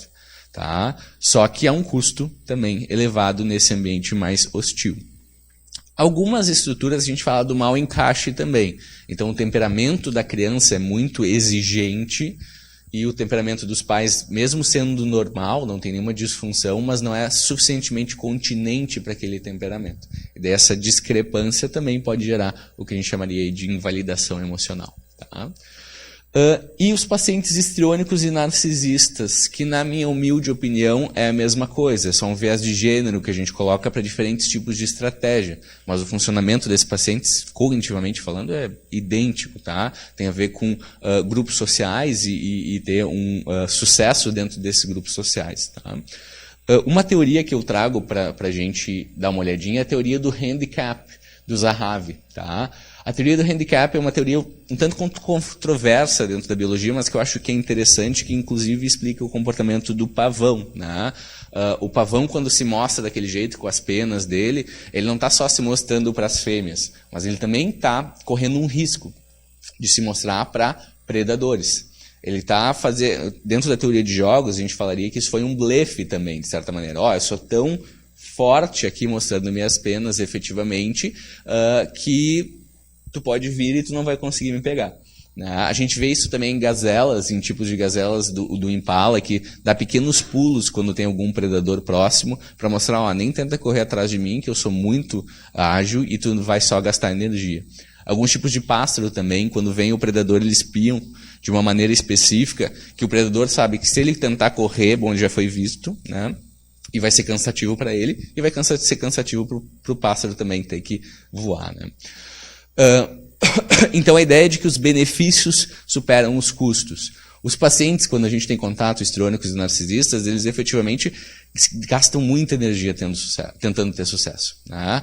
O paciente narcisista, ele efetivamente tem que ser o topo do topo do topo, o paciente histriônico também, tá? Ele tem que ser o mais destacado de todos, ele está sempre se rivalizando entre si, isso é um gasto energético enorme. Mas isso traria alguns tipos de benefício. E muitos pacientes que eu conheço narcisistas têm altíssimo sucesso na vida, efetivamente. Assim como os pacientes histriônicos, tá?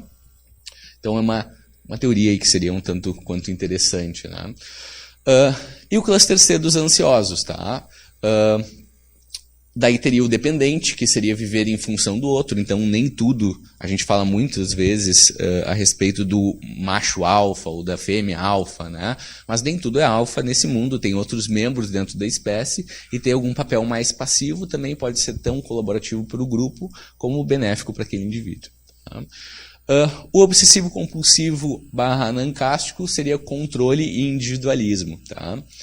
Alguns pacientes que nós conhecemos com transtorno obsessivo compulsivo tem um espectro próximo ao autismo. Ele estaria dentro do espectro, fora do espectro, mas assim, muito próximo dentro dessa linha espectral, né? Quem já conheceu alguém mais obsessivo compulsivo sabe que é uma pessoa com algumas dificuldades interpessoais, dificuldades sociais, tá? Então o Baron Cohen, inclusive, que é especialista na área de autismo, ele postula que talvez seria aquele grupo de indivíduos desses fatores multigenéticos do autismo que não tiveram genes suficientes, escaparam por um pouquinho, mas ainda tem algum tipo desse funcionamento, tá? E o evitativo, que seria daí, no caso, a ansiedade, tá? Vocês viram que eu não tenho transtorno obsessivo compulsivo, tá? Ansiedade social extrema, tá? Dentro da teoria cognitiva, pessoal, o que a gente postula de funcionamentos de estratégias hiperdesenvolvidas e hipodesenvolvidas de cada um desses transtornos, né? Então, o TPOC, que eu estava falando para vocês, que é o obsessivo-compulsivo, as estratégias hiperdesenvolvidas dele é controle, responsabilidade e sistematização. Agora, eles têm baixo desenvolvimento da espontaneidade e do humor. Tanto o TPOC é um fenômeno social interessante, assim. Nós não tínhamos até 2015, eu acho, um protocolo de tratamento. A gente tem para a maioria dos transtornos de personalidade, mas para o TPOC não. Porque o TPOC estava lá no canto dele, produzindo, fazendo as coisas dele, não relatava nenhum sofrimento, então não se fazia nada a respeito disso. Ele tinha baixíssimos custos de saúde, etc. Agora a gente tem, e exatamente o foco de tratamento é aumentar essas estratégias de espontaneidade e de humor e de... porque muitos desses pacientes depois, ao longo da vida, aos 40, 50 anos, vêm com algum quadro depressivo, né? Eles acabam tendo esse custo relacionado a essa estratégia, tá? Falar sobre sistematização, é um conceito interessante do Baron Cohen, que eu quiser falar. Como o Eduardo falava, né, do Simon Baron Cohen, que publicou muito, desenvolveu um trabalho clínico para autismo, né? E na teoria que ele desenvolveu, existem dois principais as principais habilidades cognitivas que ele trabalha nesse modelo do autismo. Uma delas é a empatia, né, que tende a estar aquém da média da população em pacientes autistas, e a sistematização, que tende a estar além, né? O que é a sistematização? É a capacidade de a gente organizar e entender objetos, sistemas, relações. Mesmo quando a gente olha para pessoas e interações sociais, se a gente tem uma alta capacidade de sistematização, a gente entende racionalmente como é que as coisas funcionam. Se eu fizer tal coisa, o outro vai reagir de tal maneira. Então eu tenho um entendimento consciente, que não é implícito, heurístico e emocional, mas eu entendo todo o sistema, como é que ele funciona, como se fosse uma máquina, né? E isso aparece também, então, na TPOC, né? São muito bons em organizar muitas coisas. Tá? No dependente, procura segurança e asseguramento, né? E estratégias hipodesenvolvidas, autossuficiência e mobilidade, que é muitas vezes que a gente tem que trabalhar com esses pacientes. No passivo-agressivo, eu não cheguei a falar para vocês, mas também é um transtorno de personalidade, teria autonomia, resistência, passividade e sabotagem. Hipodesenvolvidas intimidade, assertividade, atividade e cooperatividade. O paranoide, vigilância, desconfiança e suspeita, né, que vem desse ambiente hostil no início da vida. E as hipodesenvolvidas seriam serenidade, confiança e aceitação. É um tanto quanto desafiante trabalhar com esses pacientes. Assim. O narcisista, muito competitividade e autoengrandecimento. E as hipodesenvolvidas, compartilhar identificação grupal, ou seja, muitos dos papéis dele é ter destaque, né? Então é estar fora desse homogêneo do grupo. Um paciente meu uma vez trouxe, eu vou ser comum, com uma crença muito negativa. Para ele ser comum era horrível, era uma definição muito preocupante. O antissocial, combatividade, exploração e predação. E estratégias hipodesenvolvidas, empatia, reciprocidade e sensibilidade social. Aqui é mais difícil em termos da clínica, tá, pessoal? Porque o próprio pressuposto clínico exige empatia, relação, estabelecimento de vínculo. Os protocolos, infelizmente, que a gente tem para antissocial não só não funcionam, como provavelmente tornam eles melhores antissociais, tá? Porque eles acabam se tornando melhores nessas estratégias de exploração e predação para a própria condição da clínica, né? Então, infelizmente, a gente não tem muita resposta. Os esquizoides, então, autonomia e isolamento, e aumento de intimidade e reciprocidade. O evitativo, vulnerabilidade social, evitação e inibição, e autoafirmação e gregarismo, que é viver com os outros. E o histriônico, como eu falei para vocês, tem um alto viés aí de gênero, que eu particularmente não concordo. Tá? O histriônico seria exibicionismo, expressividade e impressionismo, que estaria dentro da autoengrandecimento e competitividade, mas uma maneira distinta de competir. Tá? E baixos hipodesenvolvidos, reflexão, controle e sistematização. Outro tópico que a gente vê bastante na clínica, tá, pessoal, é a respeito de relacionamentos. Tá? Então, nem tudo são psicopatologia. Nem tudo que a gente vê é uma condição psiquiátrica grave, etc. E grande parte das pessoas que têm problemas em psicopatologia também vão ter essas questões de relacionamento. Então, na questão de seleção de parceiros, acho que 80% dos nossos pacientes têm alguma dessas questões, né? Tem alguns critérios que dentro do jogo afetivo muitos dos meus pacientes perguntam e questionam do porquê que tem esse determinado tipo de comportamento. E a psicologia evolucionista nos ajuda em algum grau a entender alguns desses comportamentos, porque a distinção entre homens e mulheres é tão grande, né? Por exemplo, no próprio ciúme, que o Buzz fala bastante, né, os homens não tinham como ter certeza se o filho era realmente seu. Então, um certo reforço dentro das estratégias eram os comportamentos de controle da parceira. Eventualmente, essa estratégia de controle, através da emoção ciúme, acabavam descambando para a violência, mas o controle como um todo ele era muito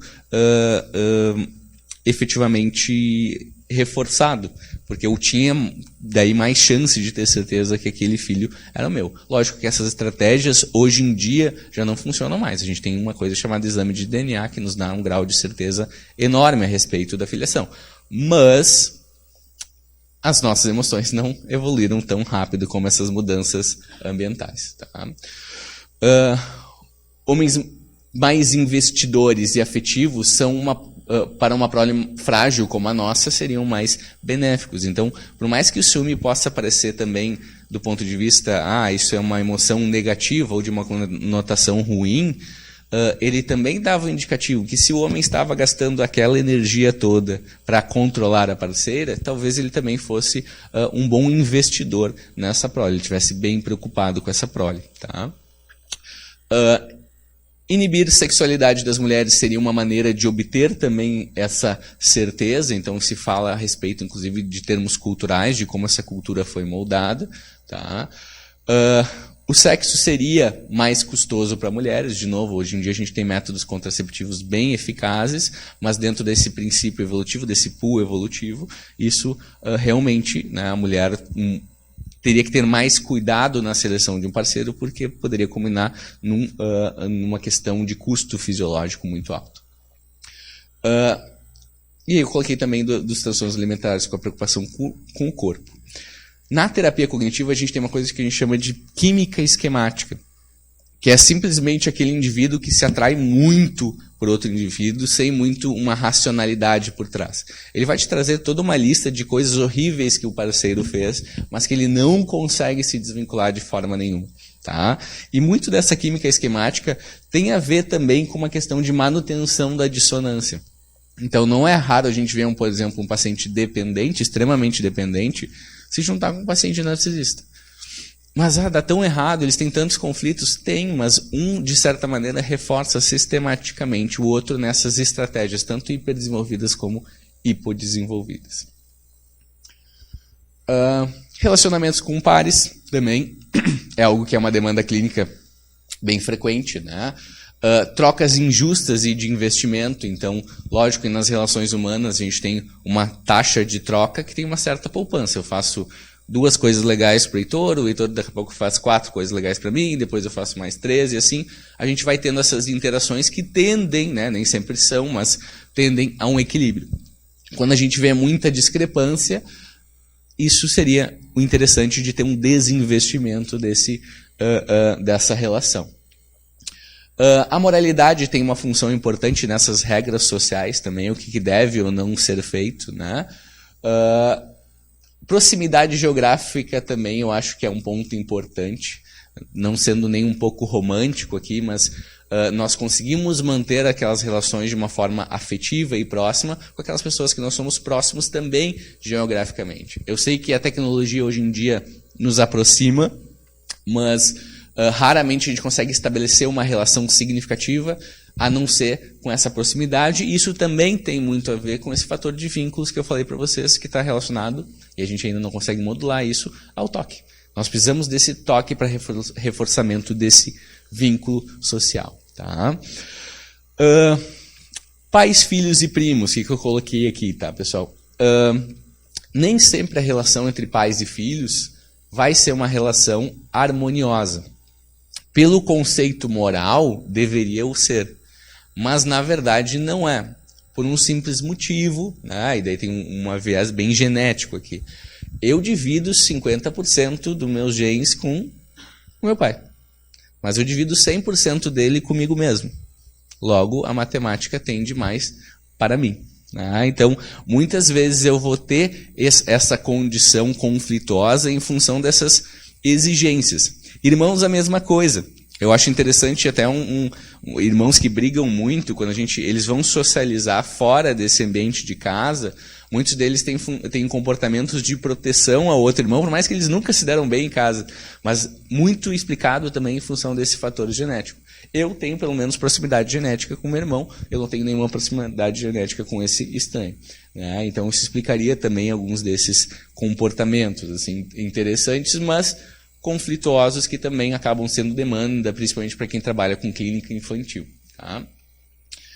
Maus tratos, pessoal. Maus tratos seria uma estratégia que não faria muito sentido do ponto de vista genético. Mas ela acontece até numa frequência alta. Tá? Exatamente por nós termos essa espécie de extremos, que nós exigimos tanto esse cuidado por parte do cuidador, às vezes esse cuidado não é possível, por inclusive estratégia desse cuidador, que vai ser uma estratégia diferente. Ele não vai ter uma estratégia de investimento que a gente chama de estratégias K, que é um investimento diretivo de 2 pares em relação àquela criança. Ele vai ter uma estratégia mais difusa, ou inclusive nem dá muita atenção efetivamente para essa criança. Tá? E a gente tem também múltiplas proles. Então, às vezes, eu vou ter que ter uma estratégia de selecionar. Eu sei que isso pode parecer horrível, a gente está falando sobre isso, mas infanticídio muitas vezes é explicado por isso. Né? Eu gosto dessa citação do Pinker. Né? Uma mulher Yanomami mata o seu filho recém-nascido por medo do seu filho mais novo, já nascido, que ainda está mamando, seja exposto a perigos e incertezas de um desmame precoce. Então, tem essa clássica frase do Edward Taylor, né? O infanticídio advém mais da dureza da vida do que da dureza do coração. Tá? Então, muitas vezes, dentro dessa concepção de não ter um método para evitar a gravidez, eu vou ter que usar alguns desses princípios que pareceriam não evolutivos, digamos assim, mas em função de uma troca que talvez fosse mais benéfica. Aí, tá? E também no processamento de informação. Tá? Então, a nível de processamento de informação, como terapeuta cognitivo, a gente tem alguns erros e vieses de processamento. Eu gosto muito dessa frase do Cosmides, tá? Que nossos algoritmos mentais não estão todos estabelecidos por lógica. Tá? Ou seja, alguns tipos de algoritmos mentais vão ser selecionados, inclusive talvez por mero acaso, mas pelas condições de benefícios que eles trazem, não necessariamente por lógica em si. E daí a gente traz alguns exemplos, como viés de criação, né? Se importar mais com a sua criança ou parente, viés de competitividade, constantemente calcular o valor do outro e de si dentro do grupo. Então isso é algo que a gente faz automático, que não nos ajuda na nossa autoestima. Constantemente a gente está nos colocando para baixo, mas que a gente tem uma tendência a fazer. Viés de troca justas, né? De formar relações altruísticas e recíprocas. Viés de grupo, de tendência a ver os outros que não são pertencentes como características inferiores. Isso explica bastante dos nossos comportamentos nas redes sociais atualmente. Né? O outro é pior do que eu, o outro é malvado, o outro é menos humano do que eu. E as distorções cognitivas básicas, que a gente também conhece aí dentro da psicoterapia cognitivo-comportamental, que a gente tem. Nem tudo no evolucionismo vai gerar, como o Heitor falou no início, né, a adaptação em si. A gente tem um alto grau também de aleatoriedade nesse processo, que vai ter essas disfunções. Então, deixa eu ver se tem mais alguma coisinha. E o suicídio, pessoal. Eu acho que esse é um tema mais polêmico aí dentro da área da psicologia evolucionista. Por quê? Não existem modelos animais. Nós não temos, até hoje, um animal que efetivamente vá cometer suicídio. Eu já vi teses, inclusive, absurdas a respeito do suicídio dentro de uma perspectiva de psicologia evolucionista, como apoptose populacional, que seria uma maneira de reduzir em grandes centros urbanos as pessoas. Mas não. Ao que tudo indica, também é um custo em relação a alguns benefícios que nós temos. Um desse custo é a nossa capacidade do pensamento hipotético dedutivo. Tá? Então, aumenta vantagens de previsão futura, mas também, em estados depressivos, aumenta esse risco. Então, um dos principais fatores que correlacionam com o suicídio se chama desesperança. E eu entro nesse estado comparando o meu futuro próximo. Eu não tenho chance, as coisas não vão dar certo para mim. Tá? E tendo essa capacidade hipotético-dedutiva que é exclusiva da nossa espécie, nos gera um monte de vantagens. Nesse caso, particularmente, no indivíduo deprimido, ela gera uma série de desvantagens, inclusive como uma maneira de terminar com o seu sofrimento. Muitos dos pacientes que eu conheci em risco de suicídio, eles se mantêm vivos pela ideação suicida. Eu sei que isso pode parecer meio absurdo, mas é o reforço negativo que eles têm de pensar: qualquer coisa eu posso me matar, qualquer coisa eu posso tirar minha vida. Isso mantém eles aguentando por mais um dia. Mas isso também flerta com o risco efetivo do resultado, do comportamento, que é a tentativa. Tá? E esse pensamento hipotético dedutivo, que é pensar nesse futuro, meu futuro vai ser horrível daqui para frente, bom, já não me resta mais nada, então o melhor que eu tenho para fazer é me matar. Então não seria em si, né, explicado pelo evolucionismo, mas talvez como um side effect, aí, né, um efeito colateral desse processamento. Vai fazer algum outro apontamento sobre o suicídio? Uma outra observação que acho que mais recentemente assim, na psicologia evolucionista tem se feito que dá para se aplicar, né? Acho que algumas poucas pessoas discutiram a questão do suicídio nesse ponto de vista, é a questão do auto-engano, né? O auto-engano, Robert Trivers é uma das pessoas que publicou, acho que alguns anos, 2, 3, 4 anos atrás, sobre isso, um livro, né? Um livro inteiro. É a ideia de que para a gente convencer uma outra pessoa de alguma coisa, é mais fácil a gente convencer ela se a gente mesmo estiver convencido. Então, se eu quero enganar alguma outra pessoa, manipular, é mais fácil eu emitir comportamentos, expressões que sejam realmente convincentes se eu mesmo me convencer daquilo primeiro, né? E eu estava pensando sobre a ideia, né, de eu anunciar para os outros, né, de que eu tenho a intenção de fazer, né, de cometer suicídio, como em alguns pacientes, né, em algum borderline, a gente vê como uma forma de manipulação, sem a pessoa realmente ter essa intenção, mas às vezes tendo essa intenção no sentido de que eu me convenço de que eu quero para eu convencer o outro mais facilmente, né? Então, nem sempre é uma manipulação intencional de que a pessoa está pensando, eu vou mentir de propósito. Às vezes a própria pessoa, em alguns momentos, sente a vontade de se matar realmente para usar isso como uma manipulação, né? Isso é particularmente interessante, assim, eu estou trabalhando com os pacientes borders e TEPT complexo, inclusive, como eles conseguem condicionar o meio deles à ajuda ao falar isso, tá? Chega um ponto, inclusive, que isso acaba virando uma estratégia desadaptativa, né? Acaba virando um falso alarme que uma hora a família já começa a não dar mais atenção, mas em algum ponto, muitas vezes, foi reforçado, né? O paciente diz, eu vou matar, e todo mundo que não estava dando atenção, então, começa a dar atenção. Inclusive, a gente tem que cuidar um pouquinho isso na clínica, né? E fazer uma análise funcional desse comportamento na clínica, porque às vezes o paciente vai nos trazer, então se eu tiver que fazer desse jeito, eu vou me matar. E a nossa tendência é condicionar o nosso comportamento em função desse engano, aí, né? Dessa maneira de obter esse afeto, essa atenção e etc. Mas sim, isso acontece nesses pacientes. Tem alguns pacientes que efetivamente são suicidas mais silenciosos, né? Eles não falam nada, eles efetivamente, que é um grande desafio em termos de epidemiologia, mas eles não relatam, eles não falam, eles não querem melhorar, eles não querem nem pedir ajuda. Eles efetivamente só querem fazer isso. Daí o auto-engano talvez não explicaria tanto esse comportamento. Assim.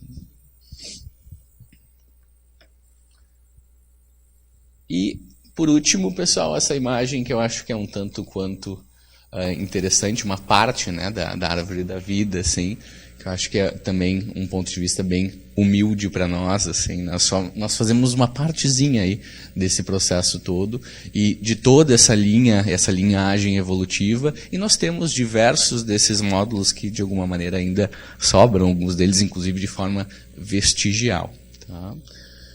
E eu queria agradecer, pessoal, muito obrigado pela atenção.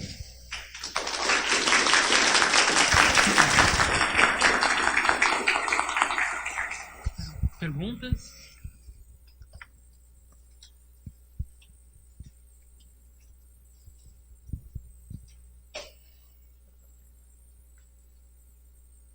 Está funcionando esse, Elisiane?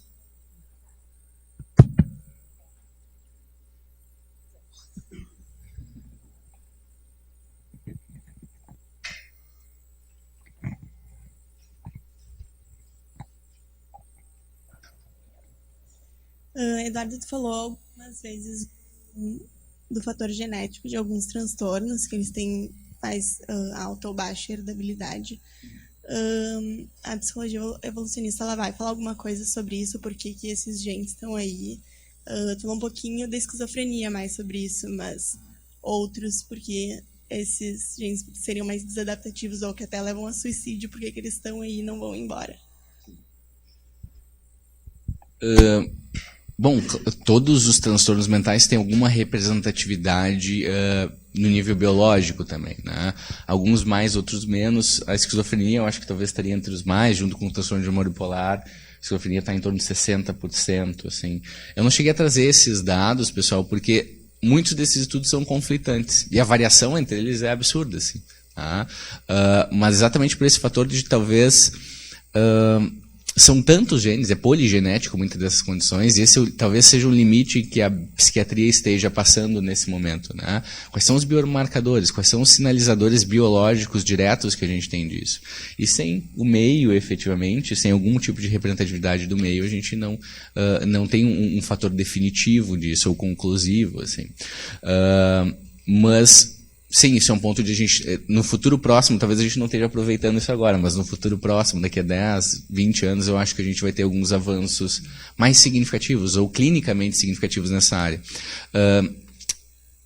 Por mais que eu goste de estar atento à parte da genética, efetivamente, e da neurociência como um todo, na psicologia clínica, ela ainda está muito distante da prática. A gente ainda tem a limitação desse ponto de encontro entre as neurociências, entre a genética e a prática clínica da psicologia clínica. Assim. Eu acho que é uma coisa que vocês provavelmente vão ver no futuro, assim, que eu acho que vai ser interessante. Não sei se o Heitor tem alguma coisa. Eu vou fazer alguns comentários na segunda parte de hoje sobre isso também, então a gente vai voltar a esse tema. E esqueci a segunda coisa que eu ia dizer. É sobre o último ponto que tu falasse.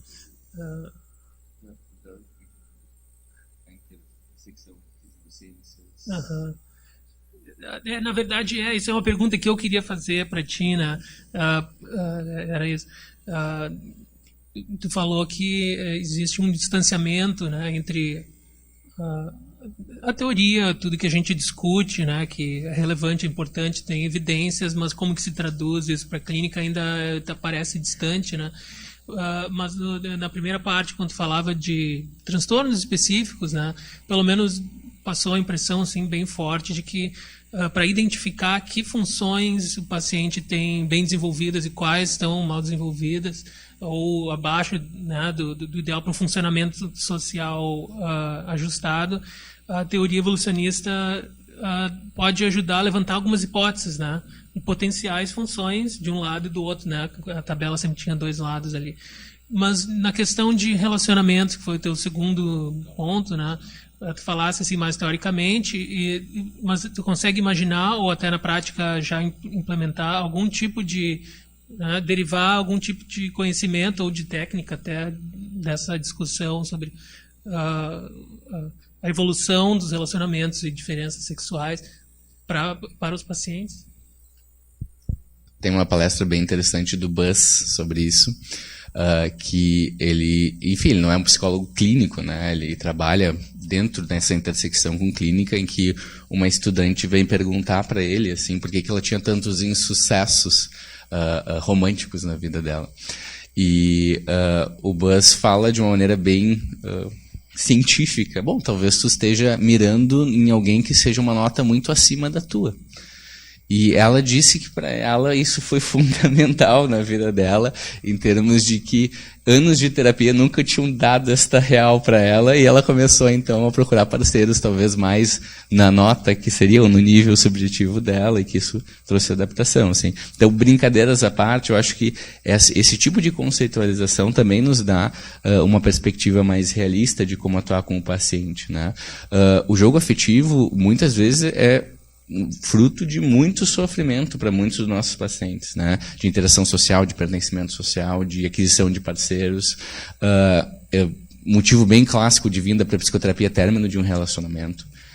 E eu acho que a psicologia evolutiva tem muito a contribuir dentro desses fatores, inclusive explicativos, para que possam dar uma melhor estratégia para alguns pacientes, ou inclusive mais alento nesse sentido.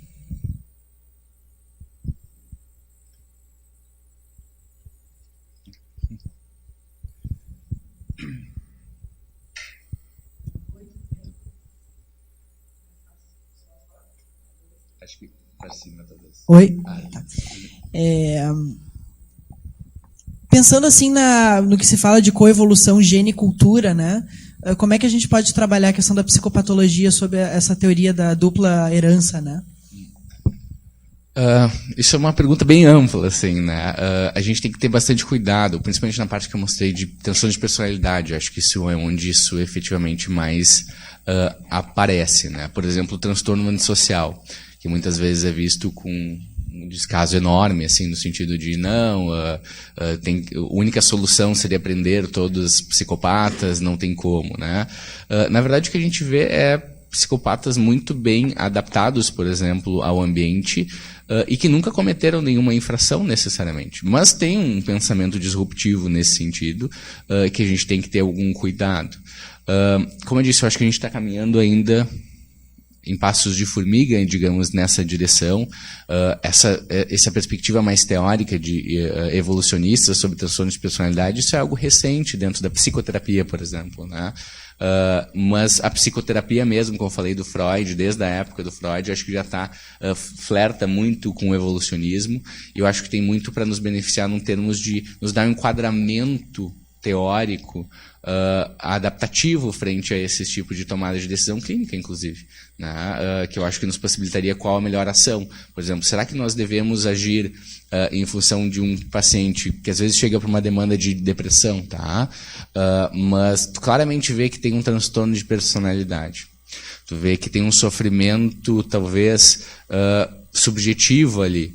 Mas será que é tua obrigação tratar esse paciente se ele não deseja tratar essa função? Às vezes eu me pego perguntando isso. Eu tenho alguns pacientes que têm algum nível de psicopatia na clínica, mas que vieram para outras demandas, vieram para outras funções, né? E não necessariamente eu vá ter que atuar sobre esse processo. Então, a gente tem que ter um pouco de cuidado nessa conceitualização, é até um pouco relativo nesse sentido de quando seria um foco de intervenção clínica. Assim. Não sei se eu te respondi assim. Eu estava pensando mais na questão de como justamente essa teoria de que a cultura e os genes eles evoluem de modo paralelo, né? Tu tem diversas correlações entre eles, né? Como é que isso pode ser utilizado para a gente poder entender as psicopatologias? Não só pensar a questão da biológica em si, mas pensar também como a cultura se mistura com isso e as duas coisas se influenciam, né? Uhum. Eu acho que eu vou ilustrar isso com um exemplo recente. Tem um colega nosso que ele trabalha com avaliação psicológica em New Jersey, nos Estados Unidos, e ele não é pesquisador, né, em termos assim formais, nem professor, mas ele tem escrito recentemente uma série de artigos desde 2015 sobre o transtorno de personalidade obsessivo-compulsiva, né? E ele fez uma análise transcultural, dados que estão disponíveis na literatura, né? E ele observou que em países, por exemplo, do norte da Europa, tem uma frequência maior de transtorno de personalidade obsessivo-compulsiva, mas nessas culturas parece que está de acordo com as expectativas deles, porque faz parte da cultura, por exemplo, é até às vezes piada, um estereótipo dos alemães ou dos britânicos, né, que quando chega na hora, está no horário britânico, que tu não está atrasado, né, eles têm às vezes uma pontualidade, expectativas e um fator de personalidade que a gente chama de realização ou conscienciosidade, né? Então, nessa cultura que tem essas expectativas sociais de que a gente trabalhe duro, sempre no horário, que faça tudo como esperado, até mais, acaba aparecendo esse transtorno mais frequentemente e não necessariamente as pessoas vão querer ser tratadas por isso, né? Porque não necessariamente elas vão se ver como transtorno. Então, a própria definição do que é esse transtorno pode variar dessa cultura em relação a outras. Outras pessoas podem ver isso como desajustado. Por exemplo, aqui, a nossa cultura pode ser vista como um desajuste, de ser exageradamente dar duro a ponto de sofrer com isso, enquanto que para eles talvez seja ok. Acho que Quanto ao suicídio, imaginando o que ele significa para a pessoa que comete suicídio, e quando tu diz que não existem modelos animais para estudo dele, não existem modelos e animais também não cometem suicídio. É difícil dizer que animais não cometem suicídio, porque eu não tem como ter um acesso à intencionalidade, né? E daí já entra nesse problema de pesquisa, digamos assim, sobre esse critério. Mas ao que tudo indica, a gente não tem uma definição de modelos animais ou animais que cometem suicídio efetivamente. Tá? Em nenhum tipo de registro a gente tem sobre isso. Eu dei uma procurada, eu confesso que foi uma procurada mais por cima, assim, mas nós não temos esse registro. Tá? Então seria algo característico da espécie humana. que não deixa de ser um problema bem sério ainda nesse sentido. Alguém conhece algum modelo animal ou animais que cometem suicídio? Lá no fundo.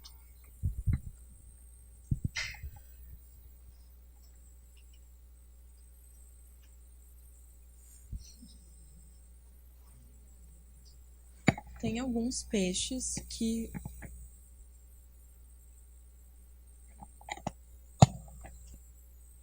Agora foi?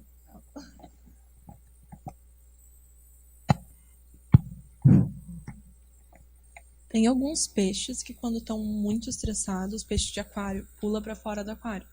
Só que eu estava conversando com um tratador e aí não ficou claro para mim se tem alguma evidência de intencionalidade, de assim. ser assim, vou pular para fora do aquário para me suicidar, ou se é uma coisa, De tô escapar. nervoso, vou ficar pulando e eventualmente sair para fora do aquário e morro. Não é? Sim, de escapar, efetivamente. Esse é o problema que a gente tem nessa linha de pesquisa.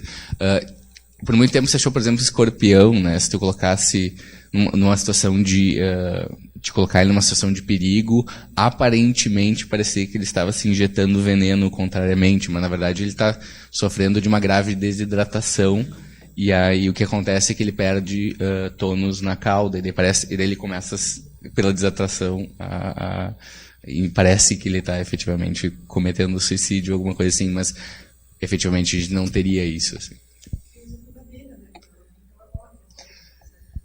Sim, mas eu não sei se ela necessariamente sabe que ela vai estar morrendo. Tem alguns outros exemplos até mais extremos, né? Não me lembro qual espécie, que é algum mamífero pequeno, que tem uma fase anual que é uma maratona sexual e os machos fazem sexo até morrer. Né? Mas, claro, não é intencional, é simplesmente eles fazem sexo com tantas vezes com tantas fêmeas que já passaram seus genes adiante, não precisam mais ficar 5, 10 anos ali, e já cumpriram a missão deles evolutiva, né? E eles acabam morrendo fazendo sexo.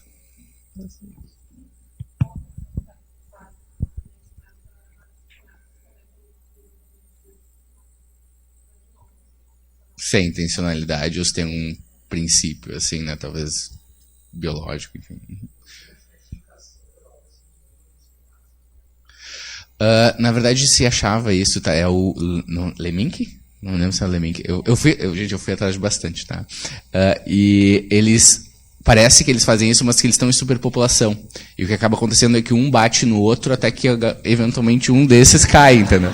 Mas é meio que por isso, assim, não é tentativa. É homicídio. Isso.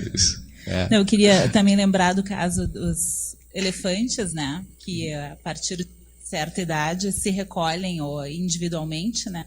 Deixam de fazer parte da manada e eventualmente vão morrer por falta de assistência da própria manada, né? Mas com isso eu queria falar sobre ambiente. Né? Eu acho que é uma interface bem interessante da psicologia evolucionista, mas que eu vi pouco na tua exposição. Muito em relação à explicação, uma descrição evolutiva do comportamento individual ou até coletivo, mas quais os fatores ambientais que predispõem à expressão fenotípica, né, dessas tendências. Então, em relação por exemplo, a depressão, né, a gente sabe que 2 componentes, incontrolabilidade e imprevisibilidade, são fundamentais no estabelecimento desse comportamento. Porque talvez, em termos, sendo uma analista do comportamento, né, o foco é naquilo que no ambiente seria favorável à seleção, porque eu acho muito um excesso de palavras e conceitos na descrição contrária àquilo que está sendo buscado, por exemplo, por esse movimento do RDoC, de domínios, né? E eu acho, por exemplo, a explicação da depressão e talvez até do suicídio, né? pela incontrolabilidade e imprevisibilidade ambiental, ser um fator muito importante, que esse deveria ser o foco, desse deveria ser o foco da prevenção e também do tratamento, né? Dar a esse indivíduo um ambiente, oferecer a esse indivíduo evidências de que ele possa controlar e prever, porque ele não aprendeu, no sentido dele não ter experimentado nenhuma forma possível de controle ou de previsibilidade daquela situação. Então, essa reversibilidade, eu sinto falta ainda na aplicação clínica. Perfeito. Acho que risco de suicídio é um tópico bem importante para a psico, né, de uma maneira geral, que sofre muito preconceito. Os profissionais ainda da psicologia têm muito preconceitos ou preconcepções de trabalhar com esse tipo de pacientes. Não é fácil, né, porque a gente, muitas vezes, na própria profissão clínica, acaba ficando receoso de trabalhar com esse indivíduo. Tá? Eu trabalho com esses pacientes, eu sei que não é uma condição de... se eles vão cometer suicídio trabalhando com essa subpopulação, mas quando... eventualmente algum paciente eu vou perder, sim. Não é fácil, né? Mas cada vez mais a gente está tendo mais clareza de quais são os fatores que juntos influenciam nesse aspecto. Lógico que a incontrolabilidade também tem a ver com um aspecto subjetivo de avaliação do quanto eu considero que eu sou ineficaz no meu meio e quanto eu efetivamente não vou conseguir influenciar no meu meio. Alguns pacientes claramente têm as ferramentas, mas não parece saber como fazer. Lá no NEPT, inclusive, com esses pacientes TEPT complexo, a gente está fazendo um grupo de habilidades, né, que é um grupo derivado da terapia comportamental dialética, que é para ensinar eles essas estratégias, de como vocês vão ser eficazes no meio de vocês e reduzir essa ideação suicida. Então, junto, concomitante com a psicoterapia individual, a gente está tentando ensinar essas habilidades para que a gente possa ter o melhor resultado possível, assim. Mas com certeza é algo bem relevante, assim. Em relação ao modelo animal, acho que o modelo animal do desamparo aprendido é um modelo animal potencial de suicídio, né? Porque eu acredito que o desfecho, assim como dos animais do Harlow, por exemplo, né? O desfecho do desamparo é, eventualmente, o falecimento, digamos assim, do organismo. A desistência orgânica. Exato, cessar a existência, porque... se esgotam, se extinguem todas as possibilidades outras de resposta. Né? Sim. Eu acho que é potencializado em seres humanos por dessa condição de previsibilidade de futuro, né? Então, se minha vida está assim agora, enquanto o animal tem uma consistência mais no tempo presente, o ser humano, então vai ser sempre assim a partir de então. E daí ele toma uma decisão em função disso. Assim. Um outro comentário rápido sobre essa questão de ambientes que, digamos assim, puxam, né, ou eliciam uma emoção ou até um transtorno, né? Os dois autores que a gente falou aqui, John Tooby e Lida Cosmides, ou Cosmides, né? Acho que ela fala o nome dela errado. Eles propuseram o conceito de cultura evocada, né? Quer dizer, todas as populações têm a capacidade para experienciar tristeza ou experienciar desamparo, né? Todos têm a capacidade, mas certas culturas ou certos contextos evocam isso mais do que outros, né? Então, quando a gente vê diferenças entre culturas ou entre populações, mesmo em Porto Alegre, uma desfavorecida, outra uma classe média, etc., não quer dizer que são geneticamente diferentes e uma tem uma função ou uma capacidade que a outra não tem, mas simplesmente que a cultura, o ambiente está evocando uma capacidade que todos teriam e todos expostos àquela situação reagiriam de maneira parecida, não exatamente igual, até no outro dia, como eu falei, nós vamos falar um pouco de diferenças individuais, né? Mas existe uma grande tendência de a gente compartilhar módulos mentais, mecanismos mentais. Né? Ou até dentro desse exemplo que tu deu da transtorno de personalidade obsessivo-compulsivo, né? Se eles são os gerenciadores das contingências de reforçamento, isso vai ser um sofrimento para ti se tu não tiver esse transtorno, né? Então, a maneira com que a sociedade se organiza produz também sofrimento naqueles que não comply, que não, vamos dizer assim, seguem os mínimos requisitos da contingência planejada, né? E isso é historicamente, culturalmente variável, né? E um outro aspecto que eu acho também interessante em psicopatologia é que o que não haja na natureza, não é? Se está lá é porque existe de alguma forma, em alguma intensidade em cada um de nós, porque é uma potencialidade da espécie, ela não é alienígena, né? Sim. Não é assim um meteoro que chegou com um vírus do nada e que contaminou meia dúzia de pessoas. Não, a gente é o que é, né? Então, acho que é um aspecto humanizador da psicologia evolucionista dentro da psicopatologia, por exemplo, né? E também comprometedor do papel da cultura, que nem o João estava pescando, vamos dizer assim, essa relação, né? E também desse aspecto histórico e até mesmo político da nossa organização social complexa que tu expôs ontem, né? Então, como uma espécie, digamos assim, especificamente complicada nesse aspecto hierárquico e de organização, né, de grupo. Mas então tá, gostaria de agradecer, né, em nome de todos a tua presença, Eduardo. E é excepcional, né, o teu trabalho, tanto na clínica quanto as discussões, né, que tu tem feito, porque muitas das coisas que a gente discute, que tu fala, são do teu próprio interesse de ir atrás, ler por conta própria sobre esses temas, né, que infelizmente a gente não tem muita exposição ainda a esses temas, então a gente tem que correr atrás, e o Eduardo correu muito atrás de vários temas, então é muito legal poder conversar com alguém interdisciplinar, assim, né? Tá? Muito obrigado.